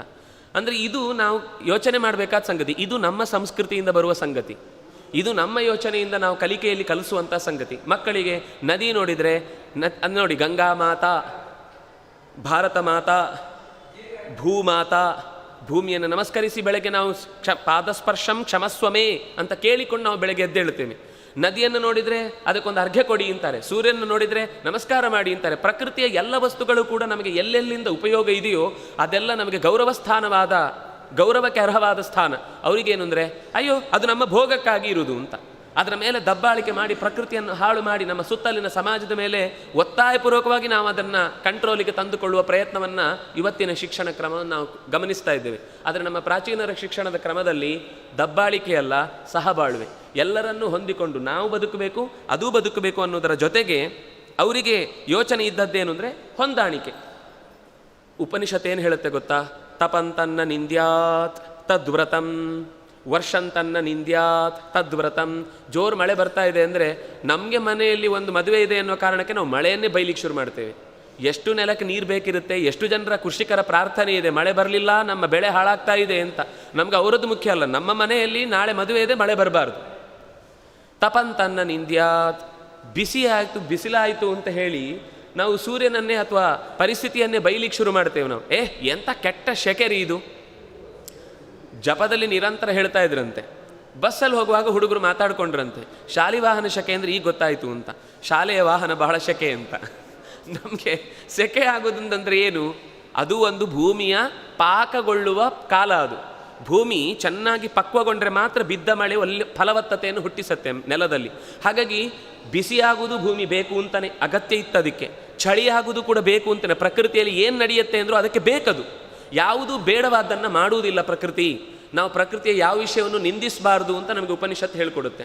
ನಾವು ಇವತ್ತು ಕಲಿಯುವಾಗ ಎಲ್ಲವನ್ನು ಬೈಕೊಳ್ಳೋದೊಂದೇ ಕಾರ್ಯಕ್ರಮ ನಮ್ಮದು. ಅಂದರೆ ಬೈಕೊಂಡು ಏನಾಗುತ್ತೆ, ನಮ್ಮ ಮನಸ್ಸೇ ಮತ್ತಷ್ಟು ಉದ್ವೇಗಕ್ಕೊಳಗಾಗುತ್ತೆ, ಕೆಟ್ಟ ಪರಿಸ್ಥಿತಿಯನ್ನು ಯೋಚಿಸುತ್ತೆ. ಯಾರ ಮೇಲೂ ನಂಬಿಕೆ ಹುಟ್ಟಲ್ಲ. ನಮಗೆ ನಮ್ಮ ಶಾಸ್ತ್ರದ ಚಿಂತನೆ ಬಂತು ಅಂದರೆ ಎಲ್ಲರ ಜೊತೆ ಒಂದು ಹೊಂದಾಣಿಕೆ ಇರುತ್ತೆ. ಒಂದು ಸರ್ತಿ ಅವನಿಂದ ಏನೋ ಅನ್ಯಾಯ ಆಯಿತು, ಹೋಗಲಿ ಬಿಡು, ನಾವು ಹೋಗಲಿ ಬಿಡು ಅಂತ ಅನ್ನೋದುಂಟಲ್ವ, ಅದು ತುಂಬ ಮುಖ್ಯ. ನಮ್ಮ ಇವತ್ತಿನ ಶಿಕ್ಷಣದಲ್ಲಿ ಹೋಗಲಿ ಬಿಡು ಅಂದ್ರೆ ಸಾಧ್ಯ. ಹೋಗಲಿ ಬಿಡು ಅಂದರೆ ಪ್ರತಿ ಸರ್ತಿಯೂ ಹಾಗೆ ಆಗುತ್ತೆ. ನಾವು ಹೆಂಗೆ ಅದನ್ನು ಸಹಿಸ್ಕೊಳ್ಳೋದು? ಆಗೋದಿಲ್ಲ. ವಿರೋಧ, ಹೋರಾಟ ಶುರುವಾಗುತ್ತೆ. ಹೋರಾಟದ ಉದ್ದೇಶ ಏನು ಅಂತ ಬಂದವರಿಗೆ ಯಾರಿಗೂ ಗೊತ್ತಿರೋದು. ಅವರಿಗೆ $500 ಕೊಟ್ಟಿರ್ತಾರೆ, ಉಧೋದು ಜೈ, ಅವರಿಗೆ ಧಿಕ್ಕಾರ. ನಾಳೆ ಅವರೇ ಇವರ ಪಕ್ಷದ ವಿರುದ್ಧವಾಗಿ ಮಾತಾಡ್ತಾರೆ. ಅವ್ರು ಎರಡೂ ಪಕ್ಷದ, ಅವ್ರಿಗೆ 2 ದಿವಸ ಕಬಾಬ್ ಹೊಟ್ಟೆಗೆ ತಿನ್ಲಿಕ್ಕೆ ಸಿಕ್ಕಿದ್ರೆ ಆಯಿತು, $500 ಕಿಸೆಗೆ ದುಡ್ಡು ಇಳಿಸಿದ್ರೆ ಆಯಿತು, ಕುಡಿಲಿಕ್ಕೆ ಒಂದು ಮಲಗಿಸ್ಲಿಕ್ಕೆ ಕೊಟ್ಟರೆ ಮುಗಿದೋಯ್ತು. ಉದ್ದೇಶವೇ ಗೊತ್ತಿಲ್ಲದೆ ನಮ್ಮ ಇವತ್ತಿನ ಪರಿಸ್ಥಿತಿ ಇಷ್ಟು ಕೆಟ್ಟದಾಗಿ ಬೆಳೀತಾ ಇದೆ. ಶಿಕ್ಷಣದ ದೌರ್ಬಲ್ಯ ಇದು. ಕೊನೆಯದ್ದು ಭೋಗ. ಭೋಗ ಅಂದರೆ ಇದನ್ನು ನಾನು ಗಳಿಸಿದ್ದು ನಾನೇ ಉಣಬೇಕು, ಇದು ನನ್ನ ಸಂಪತ್ತು, ಇದು ನಾನು ಗಳಿಸಿದ್ದು ನನಗೇ ಸಿಗಬೇಕು ಅಂತ. ಅಂದರೆ ನಮ್ಮ ಎಕಾನಮಿಯ ಮುಖ್ಯ ಮೂಲ ಉದ್ದೇಶ ಅವರು ಹೇಳೋದು easy money, big money, fast money. ಸುಲಭವಾಗಿ ಸಿಗಬೇಕು, ದೊಡ್ಡ ಗಂಟು ಸಿಗಬೇಕು, ಆಮೇಲೆ ಬೇಗ ಸಿಗಬೇಕು. ನಮ್ಮ ದೇಶದಲ್ಲಿ ಈ ಕಲ್ಪನೆಯೇ ಇಲ್ಲ. ಯಾರು ಬೇಕಾದರೂ ಯಾವಾಗ ಬೇಕಾದರೂ ಎಷ್ಟು ಬೇಕಾದರೂ ಬೆಳಿಬೋದು. ನಮಗೆ ಅದರ ಬಗ್ಗೆ ಅಸೂಯೆ ಬರಬಾರದು. ಯಾಕೆಂದರೆ ಅದು ಅವನ ಪಾಲು, ನಮ್ಮ ಪಾಲು ನಮ್ಗೆ ಬಂದೇ ಬರುತ್ತೆ. ಅದು ಯಾಕೆ ಯೋಚನೆ? ಪಾಲಿಗೆ ಬಂದದ್ದು ಪಂಚಾಮೃತ ಅಂತ ನಾವು ಹೇಳ್ತೀವಲ್ವ, ಅದರದ್ದು ಉದ್ದೇಶವೇ ನಮಗೇನು ಸಿಗಬೇಕು ಅಂತ ಅದು ಸಿಕ್ಕೇ ಸಿಗುತ್ತೆ ಅನ್ನೋ ವಿಶ್ವಾಸ ಇದ್ದಾಗ ಇನ್ನೊಬ್ಬ ಬೆಳೆದರೂ ನಮಗೆ ಬೇಜಾರಾಗಲ್ಲ. ನಮ್ಮ ಇವತ್ತಿನ ಶಿಕ್ಷಣದ ಮೂಲ ಬೇಸಿಕ್ಗೆ ಈ ಥರ ಯೋಚನೆ ಮಾಡಿದ ಮೇಲೆ ಅನ್ಯಾಯ ಮಾಡದೇ ಇರಲಿಕ್ಕಾಗತ್ತಾ? ಈ ಬೇಸಿಕ್ ರೂಲ್ ಇದು. ಎಕಾನಮಿ ಅಂತಂದಾಗ ಬಹಳ ಬೇಗ ಪಡಿಬೇಕು, ಸುಲಭವಾಗಿ ಪಡಿಬೇಕು, ಹೆಚ್ಚು ಪಡಿಬೇಕು. ಯಾವತ್ತಾದರೂ ಜಗತ್ತಿನಲ್ಲಿ ಸುಲಭವಾಗಿ ವೇಗವಾಗಿ ಹೆಚ್ಚು ದುಡ್ಡನ್ನು ಪಡೀಬೇಕು ಅಂದರೆ ಏನು ಮಾಡಬೇಕು? ಒಂದು ದರೋಡೆನೇ ಮಾಡಬೇಕಷ್ಟೇ, ಇನ್ನೇನು ಮಾಡಲಿಕ್ಕೆ ಸಾಧ್ಯ ಇಲ್ಲ. ಮಕ್ಕಳ ಬುದ್ಧಿ ಎಲ್ಲಿಗೋಯ್ತು? ನೈತಿಕ ಮೌಲ್ಯವನ್ನು ತನ್ನಿಂದ ತಾನೇ ಕಳಚಿಬಿಟ್ಟು ಹೋಯಿತು. ನಮ್ಮ ಶಿಕ್ಷಣದ ಕ್ರಮ ಹಾಗಲ್ಲ. ನಮ್ಮಲ್ಲಿ ಮೊದಲು ಹೇಳೋದು ಕರ್ತವ್ಯ, ನೀನು ನಿನ್ನ ಕೆಲಸ ಮಾಡು. ನಾವು ಒಬ್ಬರು ನಮ್ಮ ಮನೆಯ ಪರಿಸರವನ್ನು ಶುಚಿ ಮಾಡಿದರೆ, ಅವರವರ ಮನೆಯ ಪರಿಸರವನ್ನು ಶುಚಿ ಮಾಡಿದರೆ ಇಡೀ ದೇಶ ತಾನಾಗಿ ಸ್ವಚ್ಛ ಆಗುತ್ತೆ. ನಾವೇನು ಅಂದ್ಕೊಂಡ್ರೆ ಅವ್ರು ಯಾರೋ ಸ್ವಚ್ಛ ಮಾಡಬೇಕು ಅಂತ, ಅವ್ರಿಗೆ ನಾವು ಕಟ್ತೇವಲ್ಲ, ಅವ್ರು ಬಂದು ಕಸವನ್ನು ತಗೊಂಡು ಹೋಗಬೇಕು ಅಂತ ನಾವು ಅವರನ್ನೇ ಕಾಯ್ತಾ ಇರ್ತೇವೆ. ಎಲ್ಲದಕ್ಕೂ ಇನ್ನೊಬ್ಬರನ್ನು ಕಾದು ಹೋಗುವುದನ್ನೇ ಇವತ್ತು ನಾವು ಶಿಕ್ಷಣದಿಂದ ಕಲಿತೇವೆ. ಅದು ಅವರ ಜವಾಬ್ದಾರಿ, ಅದು ಅವರೇ ಮಾಡಬೇಕು ಅಂತ. ಎಷ್ಟೋ ಜವಾಬ್ದಾರಿ ನಾಗರಿಕರಾಗಿ ನಮಗೂ ಇದೆ. ನಾವು ಪ್ರಶ್ನೆ ಮಾಡ್ತೇವೆ, ದೇಶ ನಮಗೇನು ಕೊಡ್ತು ಅಂತ. ನಾವು ದೇಶಕ್ಕೆ ಏನು ಕೊಟ್ಟಿದ್ದೇವೆ ಅಂತ ಯೋಚನೆ ಮಾಡಿದ್ರೆ ಇದೆಯಾ ಉತ್ತರ? ಇಲ್ಲ. ಅಂದ ಮೇಲೆ ನಮ್ಮ ಶಿಕ್ಷಣದ ಕ್ರಮದಲ್ಲಿ ಇದ್ದದ್ದೇ ನಾವು ಒಂದು ಕರ್ತವ್ಯವನ್ನು ಮಾಡುವುದು, ಎರಡನೇದು ಹೊಂದಿಕೊಂಡು ಬಾಳುವುದು, ಮೂರನೇದ್ದು ನಮ್ಮ ಉಳಿದವರ ಜೊತೆಗೆ ಸಾಮರಸ್ಯದಿಂದ ಬದುಕುವುದು, ಕೊನೆಯದ್ದು ಅದಕ್ಕೆ ಸಂಬಂಧಪಟ್ಟಂತೆ ನಿಯಮಿತವಾದ ಭೋಗ. ನನಗೆ ಸಿಕ್ಕಿದ್ರಲ್ಲಿ ನಾನು ಸುಖ ಪಡ್ತೇನೆ, ಅದಕ್ಕಿಂತ ಹೆಚ್ಚಿನ ಸುಖದ ಬಗ್ಗೆ ನನಗೆ ಅಪೇಕ್ಷೆ ಇಲ್ಲ. ಅಂದರೆ ಕರ್ತವ್ಯ ಮಾಡುವಾಗ ಎಲ್ಲರಿಗೂ ಒಳ್ಳೆಯದಾಗಲಿ. ನೋಡಿ, ವೇದದಲ್ಲಿ ಎಲ್ಲಿಯಾದರೂ ಒಂದು ಕಡೆ ನನಗೊಳ್ಳೆಯದಾಗಲಿ ಅಂತ ಒಂದು ಮಾತು ತೋರಿಸಿ. ಲೋಕಾ ಸಮಸ್ತಾ ಸುಖಿನೋ ಭವಂತು, ಸರ್ವೇ ಭವಂತು ಸುಖಿನಃ, ಸರ್ವೇ ಸಂತು ನಿರಾಮಯಾಃ, ಸರ್ವೇ ಭದ್ರಾಣಿ ಪಶ್ಯಂತು, ಮಾ ಕಶ್ಚಿತ್ ದುಃಖ ಭಾಗ್ ಭವೇತ್. ಗಾಯತ್ರಿಯು ಸ್ತೋತ್ರ ಮಾಡುವುದೇನು ಕೊನೆಗೆ? ಧಿಯಃ ಯಹ ನಃ ಪ್ರಚೋದಯಾತ್, ಯಹ ನಹ ಧಿಯಃ ನಮ್ಮೆಲ್ಲರ ಬುದ್ಧಿಯನ್ನು ಒಳ್ಳೆಯ ರೀತಿಯಿಂದ ಪ್ರೇರೇಪಿಸಲಿ, ನನಗೊಳ್ಳೆಯದು ಮಾಡಲಿ ಅಂತ ಮಾತೇ ಇಲ್ಲ. ಎಷ್ಟು ದೊಡ್ಡ ಕಾನ್ಸೆಪ್ಟ್ ಇದು. ಅಂದರೆ ಒಂದನೇದ್ದು ಕರ್ತವ್ಯ ಅಂತಾದರೆ, ಎರಡನೇದ್ದು ಎಲ್ಲರಿಗೂ ಒಳ್ಳೆಯದಾಗಲಿ ಅಂತಾದರೆ, ಮೂರನೇದು ಹೊಂದಾಣಿಕೆ, ನಾಲ್ಕನೇದ್ದು ಮುಖ್ಯವಾಗಿ ನಮಗೆ ಇರಲೇಬೇಕಾದದ್ದು ನಿಯಮಿತವಾದ ಭೋಗ. ನಮಗೇನು ಸಿಗುತ್ತೋ ಅಷ್ಟರಲ್ಲಿ ತೃಪ್ತಿ, ಕಂಟೆಂಟ್ಮೆಂಟ್ ಬೇಕು. ನಮ್ಗೆ ಇವತ್ತು ಅದೇ ಇಲ್ಲ. ಏನಾದರೂ ಪಕ್ಕದ ಮನೆಯಲ್ಲಿ ಒಂದು ಗೋಡೆಗೆ ಅಂಟಿಸೋ ಟಿ ವಿ ಬಂದ ತಕ್ಷಣ ಇಲ್ಲಿ ಉರಿಲಿಕ್ಕೆ ಶುರುವಾಗುತ್ತೆ. ನಮ್ದು ಏನೋ ದೊಡ್ಡ ಟಿ ವಿ, ಜಾಗ ವೇಸ್ಟ್ ಆಗ್ತಾ ಇದೆ, ನಾವೇನೋ ಕಳ್ಕೊಂಡು ಬಿಟ್ಟಿದ್ದೀವಿ, ನಾವು ಇಲ್ಲಿ ತನಕ ಪಟ್ಟ ಸುಖವೇ ಅಲ್ಲ, ಇದೇ ಸುಖ ಬರಬೇಕಿತ್ತು ಅಂತ ಅದಕ್ಕೆಲ್ಲ ಜಗಳ ಮನೆಯಲ್ಲಿ. ಇಷ್ಟು ದಿವಸ ಸುಖ ಪಡ್ತಾ ಇದ್ವಿ, ಸಣ್ಣದೊಂದು ಅನಾಹುತ ಆಯಿತು ಅಂದರೆ ತಡ್ಕೊಳ್ಳುವಷ್ಟು ತಾಕತ್ತಿಲ್ಲ ನಮಗೆ. ಯಾಕೆ ಹಾಗೆ ಅಂದರೆ ನಮಗೆ ತೃಪ್ತಿ ಅನ್ನೋದನ್ನು ಹೇಗೆ ಪಡ್ಕೊಳ್ಬೇಕು ಅನ್ನೋದನ್ನೇ ನಾವು ಈ ವಿದ್ಯೆಯಲ್ಲಿ ಕಲೀಲಿಕ್ಕೆ ಆಗ್ತಾ ಇಲ್ಲ. ಅದಕ್ಕೋಸ್ಕರ ಹೀಗೆ ಸ್ವೇ ಸ್ವೇ ಕರ್ಮಣ್ಯಭಿರತಃ ಸಂಸಿದ್ಧಿಂ ಲಭತೆ ನರಃ, ತಮ್ಮ ತಮ್ಮ ಕರ್ತವ್ಯದಲ್ಲಿ ತಮ್ಮನ್ನು ತಾವು ತೊಡಗಿಸಿಕೊಳ್ಳುವುದು ಅಂತ ಅನ್ನುವುದೇ ಶಿಕ್ಷಣದ ಮೂಲ ಗುರಿ. ಅದರಿಂದಾಗಿ ಅದನ್ನು ನಮ್ಮ ಮಕ್ಕಳಿಗೆ ಕೊಟ್ಟರೆ ಮಾತ್ರ. ಅದರಿಂದಾಗಿ ಇವತ್ತು ನಾವು ಎಲ್ಲರೂ ಕೂಡ ಗಮನಿಸಬೇಕಾದ ಅಂಶ ಏನು ಅಂತಂದರೆ, ತಂದೆ ತಾಯಿಗಳಾಗಿಯೋ ಪೋಷಕರಾಗಿಯೋ ಅಥವಾ ನಮ್ಮ ಸಮಾಜದ ಸುತ್ತಲಿನ ಎಲ್ಲಿಯಾದರೂ ಒಬ್ಬರು ಹಿತೈಷಿಗಳಾಗಿಯೋ ನಮ್ಮ ಮಕ್ಕಳನ್ನು ಒಳ್ಳೆಯ ಶಿಕ್ಷಣ ಕೊಡುವಂತಹ ಒಂದು ವ್ಯವಸ್ಥೆಯನ್ನು ನಾವು ಮಾಡಬೇಕು. ಈಗ ನಿಧಾನಕ್ಕೆ ಅಂಥ ಒಂದು ಹೊಸ ಪೀಳಿಗೆಯ ಮಂದಿ ಯೋಚಿಸ್ತಾ ಇದ್ದಾರೆ, ಇಲ್ಲ ಈ ಶಿಕ್ಷಣ ಅದೇನಾಗುತ್ತೆ ಅಂದರೆ ಇವತ್ತು ಅದೂ ಕೂಡ ಏನೋ ಹೊಸ್ತು ಮಾಡ್ತೇವೆ ಅಂತ ಅನ್ನೋದು ಕೂಡ ವ್ಯಾಪಾರದ ದೃಷ್ಟಿಯಾಗಿದೆ. ಗುರುಕುಲದಲ್ಲಿ ಯಾವತ್ತೂ ಕೂಡ ವ್ಯಾಪಾರದ ದೃಷ್ಟಿಯಿಂದ ಶಿಕ್ಷಣ ಇರಲೇ ಇಲ್ಲ. ಗುರುದಕ್ಷಿಣೆ ಅಂತ ಕೊನೆಗೆ ಹೋಗುವಾಗ ಅವನಿಗೆ ಕೊಡಬೇಕು ಅಂತ ಅನಿಸಿದರೆ ರಾಜರ ಕೈಯಿಂದ ಇಸ್ಕೊಳ್ತಿದ್ರು, ಬಿಟ್ಟರೆ ಬೇರೆಯವ್ರ ಹತ್ರ ದಕ್ಷಿಣ ಜ್ಞಾನ ಸಂದೇಶ, ಅವರು ಕಲ್ತದ್ದನ್ನು ಮುಂದಿನ ಜನ್ರೇಷನ್ಗೆ ಒಪ್ಪಿಸುವುದೇ ಗುರುಗಳಿಗೆ ಕೊಡುವ ದಕ್ಷಿಣೆ. ಕೆಲವೊಮ್ಮೆ ಪರೀಕ್ಷೆ ಅಂತ ಏನಾದರೂ ಗುರುದಕ್ಷಿಣೆಯ ರೂಪದಲ್ಲಿ ಬರ್ತಾ ಇತ್ತು, ಆದರೆ ಅದು ಎಲ್ಲರಿಗೂ ಕಂಪಲ್ಸರಿ ಅಲ್ಲ. ರಾಜರಾದರೆ ಅವರು ಆ ಶಿಕ್ಷಣಕ್ಕೆ ಬೇಕಾದ ಹಸುಗಳನ್ನು ಕೊಡ್ತಾರೆ, ಸಂಪತ್ತನ್ನು ಕೊಡ್ತಾರೆ, ಅದು ಮಕ್ಕಳನ್ನು ಮುಂದೆ ಶಿಕ್ಷಣದಲ್ಲಿ ಬೆಳೆಸಲಿಕ್ಕೆ ಬೇಕಾದ ಆಹಾರ ವಸತಿ ಎಲ್ಲ ಕೊಡಬೇಕಲ್ವ. ಅಷ್ಟೂ ದಿವಸ ಅವರು ಗುರುಕುಲದಲ್ಲಿ, ಇವಾಗಲೂ ಎಷ್ಟೋ ಗುರುಕುಲ ಹಾಗೆ ಇದೆ, ಅವರು ಅದಕ್ಕೆ ಶಿಕ್ಷಣಕ್ಕೆ ದುಡ್ಡಿಲ್ಲ, ವಸತಿಗೆ ದುಡ್ಡಿಲ್ಲ, ವಸ್ತ್ರಕ್ಕೆ ದುಡ್ಡಿಲ್ಲ, ಚೆನ್ನಾಗಿ ಓದಿ ಅಷ್ಟೇ. ಈಗ ನಾವು ಪೂರ್ಣಪ್ರಜ್ಞೆ ವಿದ್ಯಾಪೀಠದಲ್ಲಿ ಓದಿದಾಗ 1 ರೂಪಾಯಿ ಖರ್ಚು ಮಾಡಿಲ್ಲ. ನಾವು 12 ವರ್ಷ ಓದಿ ಹೊರಕ್ಕೆ ಬರುವಾಗ ನಮಗೆ ತಲೆ ತುಂಬ ಒಂದು ತುಂಬಿ ಕಳಿಸಿದ್ರು, ನಾನು ಕೊಟ್ಟದ್ದನ್ನು ಸಮಾಜಕ್ಕೆ ಕೊಡಿ, ಇಷ್ಟು ಬಿಟ್ಟರೆ ಗುರುದಕ್ಷಿಣೆ ನಮ್ಮಿಂದ ಏನೂ ಕೇಳಲಿಲ್ಲ. ಅಷ್ಟರ ಮೇಲೆ ಅವರೇ ನಿಮಗೆ ಎಲ್ಲಿ ಉದ್ಯೋಗ ಆಗಬೇಕು ಅಂತ ನಾನೇ ನೋಡ್ತೇನೆ, ಎಲ್ಲಿ ಆಗಲಿಲ್ಲ ಅಂದರೆ ನನ್ನ ಹತ್ರ ಬಂದು ಹೇಳಿ ನಾನೇ ನಿಮಗೆ ವ್ಯವಸ್ಥೆ ಮಾಡ್ತೇನೆ ಅಂತ ಕೊಡುವಷ್ಟು ಕಾರುಣ್ಯ ಇರುವಂತಹ ಗುರುಗಳು ನಮಗೆ ಸಿಕ್ಬಿಟ್ಟಿದ್ದಾರೆ. ಆದರೆ ನಮ್ಗೆ ಆ ಶಿಕ್ಷಣ ಇರಲಿ ರೀ, ಸಂಸ್ಕೃತ ಕಲ್ತ್ರೇನು ಹೊಟ್ಟೆಗೆ ಅನ್ನ ಸಿಗುತ್ತಾ, ಎಷ್ಟು ಆನಂದವಾಗಿದ್ದೀವಿ. ಅನ್ನ ಸಿಗಬೇಕು ಅಂತ ಹಣೆಯಲ್ಲಿ ಬರೆದಿದ್ರೆ ಯಾವ ವಿದ್ಯೆಯನ್ನು ಓದಿದ್ರೂ ಸಿಕ್ಕೇ ಸಿಗುತ್ತೆ. ನಮ್ಗೆ ಇವತ್ತು ಕಲ್ಪನೆ ಏನು ಅಂತಂದರೆ, ಹೊರಗಿದ್ದು ಓದಿ ದೊಡ್ಡ ಜಾಬ್ ಪಡೆದ್ರೆ ಮಾತ್ರ ಸಂಪತ್ತು ಅಂತ. ಅಷ್ಟು ದೊಡ್ಡ ಸಂಪತ್ತಿದ್ರೂ ಕೂಡ ಕೊನೆಗೆ ನೆಮ್ಮದಿ ಅನ್ನೋದು ಜೀವನದಲ್ಲಿ ಪಡ್ಕೊಳ್ಳಿಕ್ಕೆ ಇಬ್ಬರ ಹತ್ರವೂ 3 ಲಕ್ಷ 4 ಲಕ್ಷ ಸಂಬಳ ಇದೆ, ಮನೇಲಿ ನಿತ್ಯ ಗಲಾಟೆ. ಯಾಕೆಂದರೆ ಹೇಳುವ ದೊಡ್ಡವರಿಲ್ಲ, ಕೇಳಲಿಕ್ಕೆ ಮಕ್ಕಳಿಲ್ಲ. ಎರಡೂ ಆದಮೇಲೆ ನಾಳೆಯಿಂದ ನಾವು ಇಲ್ಲ ಬೇರೆಯಾಗಿ ಬದುಕೋಣ, ನಾವು ಸ್ವತಂತ್ರವಾಗಿ ಬದುಕಲಿಕ್ಕೆ ಸಾಧ್ಯ ಇದೆ. ನಮಗೆ ಇವತ್ತು ಕೂಡು ಕುಟುಂಬ ಅಂದರೆ ಗಂಡ ಹೆಂಡತಿ ಒಟ್ಟಿಗಿದ್ದಾರೆ ಅನ್ನೋದೇ ಅಷ್ಟು ದೊಡ್ಡದು. ಅದು ಬಿಟ್ಟರೆ ಬೇರೆ ಥರದ ಕಂಪನೇ ಮರೆತು ಹೋಗ್ತಾ ಇದೆ. ಅಂದರೆ ಇದೆಲ್ಲದಕ್ಕೆ ಕಾರಣ ನಮ್ಮ ಶಿಕ್ಷಣದಲ್ಲಿರುವ ದೋಷ. ನಮ್ಮ ಶಿಕ್ಷಣವನ್ನು ಸುಧಾರಿಸದೇ ಹೋದರೆ ದೇಶದ ಎಲ್ಲ ಕೊಂಡಿಯೂ ಕಳಚುತ್ತಾ ಹೋಗುತ್ತೆ. ಅವರು ಅದಕ್ಕೋಸ್ಕರನೇ ಚರ್ಚ್ ಕಟ್ಟುವುದರ ಜೊತೆಗೆ ಕಾನ್ವೆಂಟ್ಗಳನ್ನು ಕಟ್ಟಿ ಈ ದೇಶ, ನೀವು ಅದಕ್ಕೆ ಬೇಕಾದಷ್ಟು ದಾಖಲೆಗಳನ್ನು ಇವತ್ತಂತೂ ನಾವು ಹುಡುಕ್ಬೋದು. ಅವರ ಉದ್ದೇಶ ಇದ್ದದ್ದೇ ಮೂಲ ಬೇರಿಗೆ ಕೈ ಹಾಕಿದರು. ಕೈ ಹಾಕಿದಾಗ ವರ್ಗಗಳನ್ನು ಬೇರೆ ವಿಭಾಗ ಮಾಡಿದರು. ಭಾಷೆಯನ್ನು ಅದು ಸತ್ತು ಹೋದದ್ದು ಅಂತ ಹೇಳಿ ಡೆಡ್ ಲ್ಯಾಂಗ್ವೇಜ್ ಅಂತ ಮಾಡಿ ಸಂಸ್ಕೃತವನ್ನು ಸಿಗದ ಹಾಗೆ ಮಾಡಿದರು. ಕೊನೆಗೆ ನಾವು ಇವತ್ತು ಅವರನ್ನೇ ನಂಬಿಕೊಂಡು ಸ್ಲೇವರಿ ಆಫ್ ಇಂಗ್ಲೀಷ್, ನಮಗೆ ಬೇರೆ ಏನೂ ಗೊತ್ತಿಲ್ಲ. ಇವತ್ತು ಅವ್ರು ಏನು ಮಾಡ್ತಾರೋ ಅದನ್ನು ಮಾಡ್ತೇವೆ. ಯಾಕೆ ಮಾಡ್ತಾರೆ ಗೊತ್ತಿಲ್ಲ. ನಾವು ಹುಟ್ಟುಹಬ್ಬ ಅವ್ರ ಥರನೇ, ಹೊಸ ವರ್ಷ ಆಚರಣೆ ಅವ್ರ ಥರನೇ. ನಾಳೆ ನಮಗೆ ಹೊಸ ವರ್ಷ ಅನ್ನೋದೇ ಮರೆತು ಹೋಗಿಬಿಟ್ಟಿದೆ. ಏನೋ ಸುಮ್ಮನೆ ಯುಗಾದಿ ಅಂತೆ, ಮನೇಲಿ ಒಂದೇನೋ ಸ್ವೀಟ್ ಮಾಡಲಿಕ್ಕೆ ಒಂದು ಹೊಸ ದಿನ ಅಂತ. ನಮ್ಮ ಇಡೀ ಮುಂದಿನ ದಿನದ ಸಂಕಲ್ಪದ ದಿನ ನಾಳೆ ಅಂದರೆ. ಪಂಚಾಂಗ ಶ್ರವಣ ಮಾಡುವುದು ಅಂದರೆ ಏನು? ನಾವು ಮುಂದೆ ಏನೇನು ಹಬ್ಬಗಳನ್ನು ಆಚರಿಸ್ತೇವೆ, ಯಾವ ಯಾವ ವಿಶೇಷ ದಿನಗಳಿವೆ, ಆಗ ನಾವು ಏನೇನು ಕರ್ತವ್ಯಗಳನ್ನು ನಿರ್ವಹಿಸಬೇಕು, ಅದಕ್ಕೆ ನಾವು ಹೇಗೆ ಸಿದ್ಧರಾಗಬೇಕು ಅಂತನ್ನುವ ಪಕ್ಷಿ ನೋಟ ಅದು. ನಾವು ಇಡೀ ವರ್ಷದಲ್ಲಿ ಗ್ರಹಣಗಳು ಬರಬಹುದು, ಏನೇನೋ ಹಬ್ಬಗಳೆಲ್ಲ ಬರುತ್ತೆ, ಅದರ ಬಗ್ಗೆ ಎಲ್ಲ ತಿಳ್ಕೊಂಡು ನಾವು ಮಾನಸಿಕವಾಗಿ ಪ್ರಿಪೇರ್ ಆಗೋದು. ಸಂಕಲ್ಪದ ದಿನ ಅದು ಹೊಸ ವರ್ಷದ ದಿನ. ಪ್ರಕೃತಿಗೆ ಗೊತ್ತಿದೆ ನಾಳೆ ಹೊಸ ವರ್ಷ ಅಂತ. ಹೊಸ ಚಿಗುರು ಬಿಡುತ್ತೆ, ಮಣ್ಣು ಚೆನ್ನಾಗಿ ಒಂದು ಹೊಸ ಒದ್ದೆಯಾಗಿ ಬೆಳೆ ಬೆಳಲಿಕ್ಕೆ ಕಾರಣವಾಗುತ್ತೆ. ಹಳೆ ಎಲೆಗಳನ್ನು ಉದುರಿಸಿ ಹೊಸ ಹೂಗಳನ್ನು ಬಿಟ್ಟುಕೊಂಡು ಪ್ರಕೃತಿ ಸ್ವಾಗತ ಮಾಡುತ್ತೆ. ನಾವು ಯಾವತ್ತೋ ರಾತ್ರಿ ಆವಾಗಲೇ ಮಾಡಿ ಮುಗಿಸಿ ಕ್ಯಾಂಡ್ ಉರಿಸಿ ಮುಗಿಸಿ ಆಗಿದೆ ನಮಗೆ. ಪ್ರಕೃತಿ ಹಾಗೆ ಇನ್ನೂ ಚಳಿಯಲ್ಲಿ ಹೊದ್ದು ಮಲ್ಕೊಂಡ್ಬಿಟ್ಟಿತ್ತು. ನಾವು ಆಗ ಎದ್ದು ಕೂತಿದ್ವಿ, ಈಗ ನಾವು ಮಲಗಿರ್ತೀವಿ. ಅಂದಮೇಲೆ ಕಾಲದ ಎಚ್ಚರವೇ ನಮಗಿಲ್ಲ. ಸಾಂಸ್ಕೃತಿಕವಾದ ಹಿನ್ನೆಲೆ ಏನು ಅಂತ ಮರೆತು ಬಿಟ್ಟಿದ್ದೇವೆ. ಈ ಎಲ್ಲ ಹಿನ್ನೆಲೆಗಳನ್ನು ನಾವು ತಿಳ್ಕೊಂಡ್ರೆ ಮಾತ್ರ, ಅಂದರೆ ಈಗ ಮಕ್ಕಳಿಗೆ ಪ್ರಶ್ನೆ ಬರುತ್ತೆ ಎಷ್ಟೋ ಸರ್ತಿ. ನಾವು ದೊಡ್ಡವರಾಗಿ ಪ್ರಶ್ನೆ ಮಾಡಬಾರ್ದು, ಉತ್ತರ ಕೇಳಿಕೆ ಅಲ್ಲೆಲ್ಲ ಹೋಗಬಾರ್ದು, ನೀವೇನಿದೆಯೋ ಅದನ್ನು ಹೇಳಿದ್ದು ದೊಡ್ಡವರು ಹೇಳಿದ್ದನ್ನು ಮಾಡಬೇಕು ಅಂತ. ಈ ಥರ ಒಂದು ಸರ್ತಿ ಹೇಳಿದರೆ ನಾಳೆಯಿಂದ ಪ್ರಶ್ನೆನೂ ಕೇಳುವುದಿಲ್ಲ, ನಾಳೆದಿಂದ ನಂಬುವುದೂ ಇಲ್ಲ. ನಾವು ಮಾಡೋದೆಲ್ಲ ಗೊಡ್ಡು ಅಂತ ಅನ್ಲಿಕ್ಕೆ ಶುರುವಾಗುತ್ತೆ. ಯಾವಾಗ ನಾವು ಭಾಷೆಯನ್ನು ಚೆನ್ನಾಗಿ ಕಲಿಸ್ತೇವೆ ಆವಾಗ ಮಾತ್ರ ಅಕಸ್ಮಾತ್ ಅವರು ಪ್ರಶ್ನೆ ಮಾಡಿ ನಮ್ಮಿಂದ ಉತ್ತರ ಸಿಗದೇ ಇದ್ದರೂ ಅವರೇ ಉತ್ತರ ಕಂಡುಕೊಳ್ಳುವ ದಾರಿಗಾದರೂ ಹೋಗ್ತಾರೆ.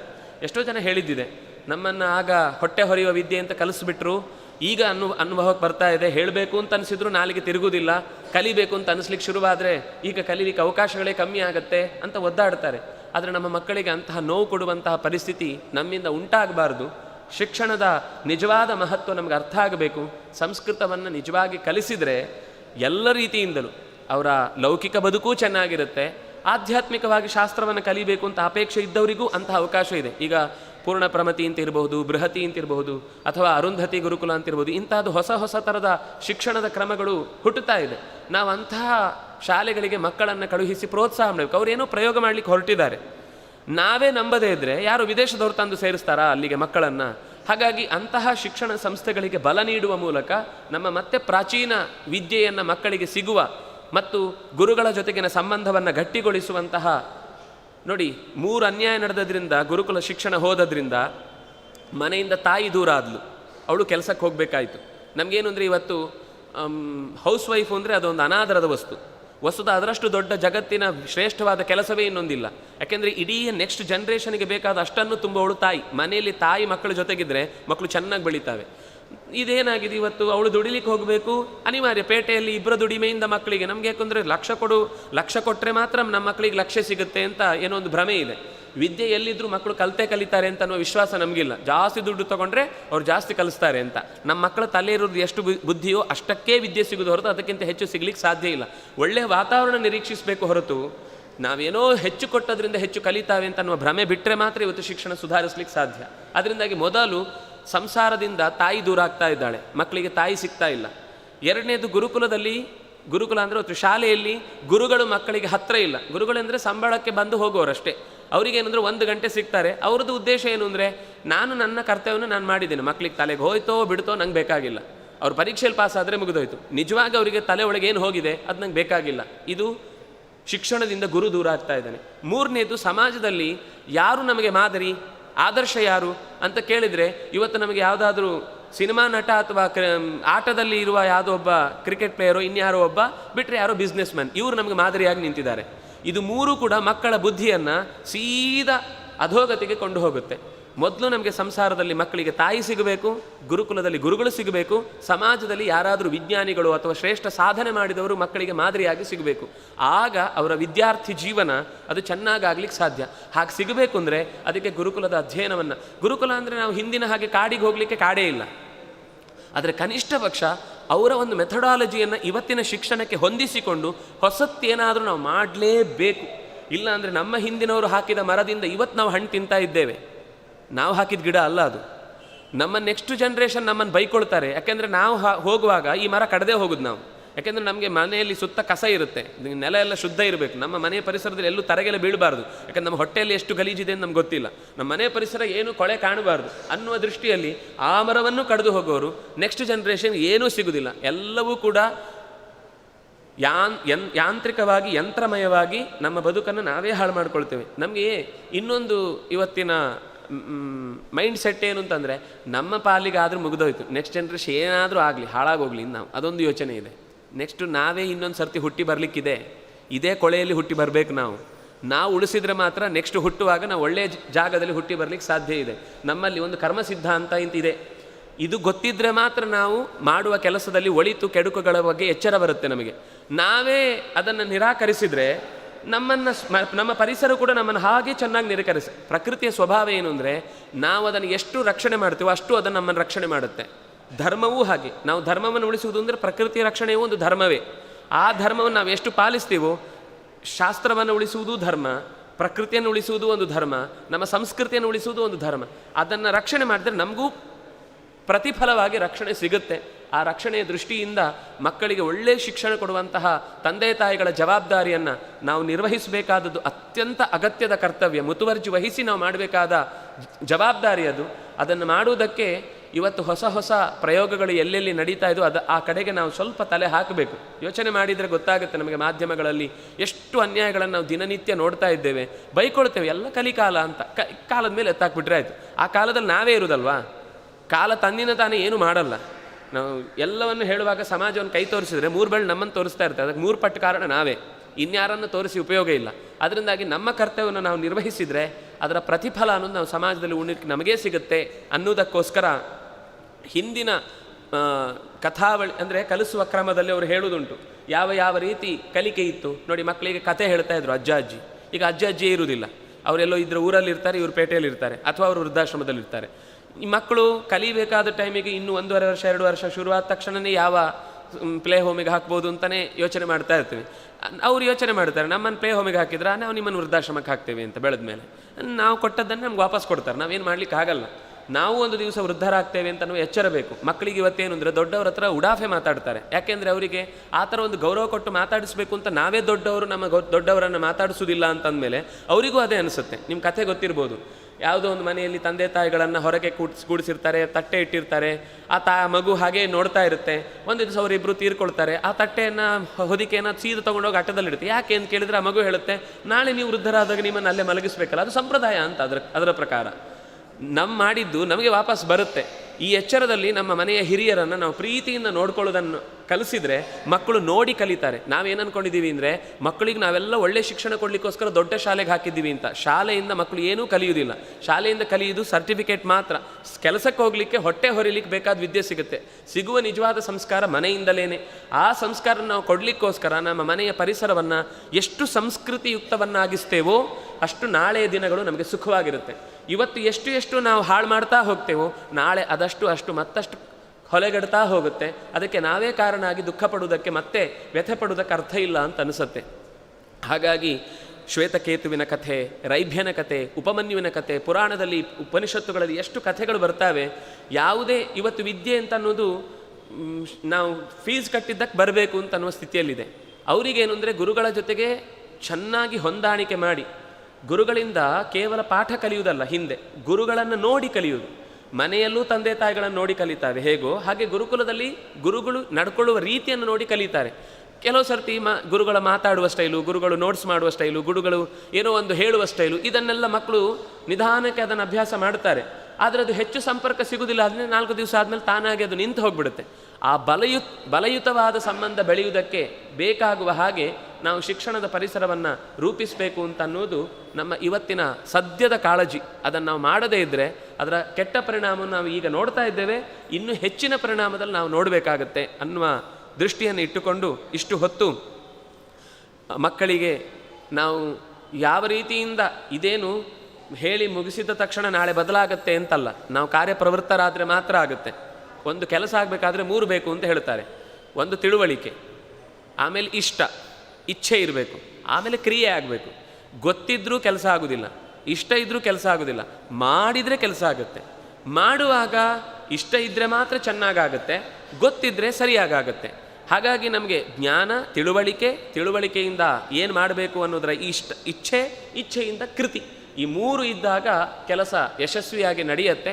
ಹಾಗೆ ನಡೆಯುವುದಕ್ಕೆ ನಮಗೆ ಆತ್ಮಿಕವಾದ ಶಕ್ತಿಯನ್ನು ಕೊಟ್ಟು ಗುರುಗಳ ಪರಂಪರೆ ಮತ್ತು ದೈವಿಕ ಪರಂಪರೆ ನಮ್ಮನ್ನು ರಕ್ಷಿಸಲಿ. ನಮ್ಮ ಹಿರಿಯ ಋಷಿಗಳು ನಮ್ಮಲ್ಲಿ ಜೆನೆಟಿಕ್ ಫೋರ್ಸನ್ನು ಬಿಟ್ಟು ಹೋಗಿದ್ದಾರೆ, ನಾವೇನು ಹೊಸದಾಗಿ ಗೈನ್ ಮಾಡಿದ್ದಲ್ಲ. ಅವರ ರಕ್ತ ಸಂಬಂಧದಿಂದಲೇ ಬಂದದ್ರಿಂದ ನಾನು 4 ಶ್ಲೋಕಗಳನ್ನು ಕಲಿತ ತಕ್ಷಣ ಬಂದುಬಿಡುತ್ತೆ. ವಿದೇಶದವರಿಗೆ ನಾವು ಹೇಳಲಿಕ್ಕೆ ಕಷ್ಟಪಟ್ಟರು ಅವ್ರಿಗೆ ಹೇಳಲಿಕ್ಕೆ ಬರುವುದಿಲ್ಲ. ನಮಗೆ ಈ ಮಣ್ಣಿನಲ್ಲೇ ಒಂದು ಗುಣ ಇದೆ, ನಾವು ಬಾಯಿ ತೆಗೆದ್ರೆ ಆ ಶ್ಲೋಕ ಉಚ್ಚಾರಣೆ ಮಾಡಲಿಕ್ಕೆ ನಾಲಿಗೆಯಲ್ಲಿ ಅಂಥ ಒಂದು ಸ್ವಚ್ಛತೆ ಇದೆ. ಅದು ನಮ್ಮ ಹಿಂದಿನ ಋಷಿಗಳಿಂದ ಗೋತ್ರದಿಂದ ಬಂದಂತಹ ಸಂಪತ್ತು. ಅಷ್ಟು ಸಂಪತ್ತು ರೆಡಿ ಇದೆ, ಅದನ್ನು ನಾವು ಬಳಸಿದರೆ ಮಾತ್ರ ಸಾಕು. ಅಂತಹ ಜಾಗ ನಮಗೆ ಬೇಕಾದಷ್ಟು ಇದೆ, ಇನ್ನೂ ಹಾಳಾಗಿಲ್ಲ. ಅಂತಹ ಪರಿಸರವನ್ನು ನಾವು ಬಳಸಿಕೊಂಡ್ರೆ ನಾವು ನಮ್ಮ ಹಿರಿಯರಿಗೆ ಋಣ ತೀರಿಸುವಂತಹ ಒಂದು ಜವಾಬ್ದಾರಿನ ನಿರ್ವಹಿಸಿದಂತಹ ಪುಣ್ಯಕ್ಕೆ ಪಾತ್ರರಾಗ್ತೇವೆ. ಹಾಗೆ ಪಾತ್ರರಾಗುವ ಶಕ್ತಿಯನ್ನು ನಮಗೆ ಇಂತಹ ಪರಿಸರದಲ್ಲಿ ಬೇಕಾದಷ್ಟು ಒದಗಿಸಿಕೊಟ್ಟದ್ದನ್ನು ನಾವು ನೋಡ್ತೇವೆ. ಎಲ್ಲ ರೀತಿಯಾದ ಶಿಕ್ಷಣವನ್ನು ಗುರುಕುಲದಲ್ಲಿ ಕೊಟ್ಟು ಅದರ ಜೊತೆಗೆ ಸಂಸ್ಕೃತಿಯನ್ನು ಹೇಳಿದರೆ ಆಗ ನಮ್ಮ ದೇಶ ಸುಸಂಸ್ಕೃತವಾಗುತ್ತೆ. ದೇವರು ಬೇಕು, ದೇಶವೂ ಬೇಕು, ದೇಹವೂ ಬೇಕು, ಇದು ಮೂರೂ ಬೇಕು. ಇದು ಮೂರು ಇದ್ದರೆ ಮಾತ್ರ ಪರಿಪೂರ್ಣತೆ. ಇದರಲ್ಲಿ ಒಂದಿಲ್ಲ ಅಂದರೂ ನಾವು ದೇವರನ್ನು ನಂಬ್ತೇನೆ, ನಮ್ಮ ದೇಶವೇ ಇಲ್ಲ ಅಂದರೆ ಏನು ಮಾಡೋದು? ನಾವು ನಮ್ಮವರು ಅಂತ ಹೇಳ್ಕೊಳ್ಳಿಕ್ಕೆ, ನಮ್ಮ ಧರ್ಮದ ರಕ್ಷಣೆಗೆ ದೇಶವೇ ಇಲ್ಲ ಅಂದರೆ ದೇವರ ಬಗ್ಗೆ ಮಾತಾಡಲಿಕ್ಕೆ ಎಲ್ಲಿ ಅವಕಾಶ ಆಗುತ್ತೆ? ಅದನ್ನಾಗಿ ದೇವರ ಚಿಂತನೆಗೆ ದೇಶ ಬೇಕು, ದೇಶದ ರಕ್ಷಣೆಗೆ ದೇಹ ಬೇಕು. ಇದೆಲ್ಲವೂ ಇರುವ ಹಾಗಿನ ಶಿಕ್ಷಣ ಮೊದಲು ಸಿಗಬೇಕು. ಅಂತಹ ಒಂದು ಪ್ರಯತ್ನವನ್ನು ಮಾಡುವುದಕ್ಕೆ ನಾವೆಲ್ಲರೂ ಸಂಕಲ್ಪವನ್ನು ಮಾಡೋಣ ಅಂತ ಹೇಳ್ತಾ ಹೊಸ ವರ್ಷದ ಶುಭಾಶಯವನ್ನು ಕೋರ್ತಾ ನನ್ನ ಮಾತುಗಳನ್ನು ಮುಕ್ತಾಯ ಮಾಡ್ತಾ ಇದ್ದೇನೆ. ನಮಸ್ಕಾರ. ಏನಾದರೂ ಪ್ರಶ್ನೆಗಳಿದ್ದರೆ ಕೇಳಬಹುದು ಈ ವಿಷಯಕ್ಕೆ ಸಂಬಂಧಪಟ್ಟ ಹಾಗೆ.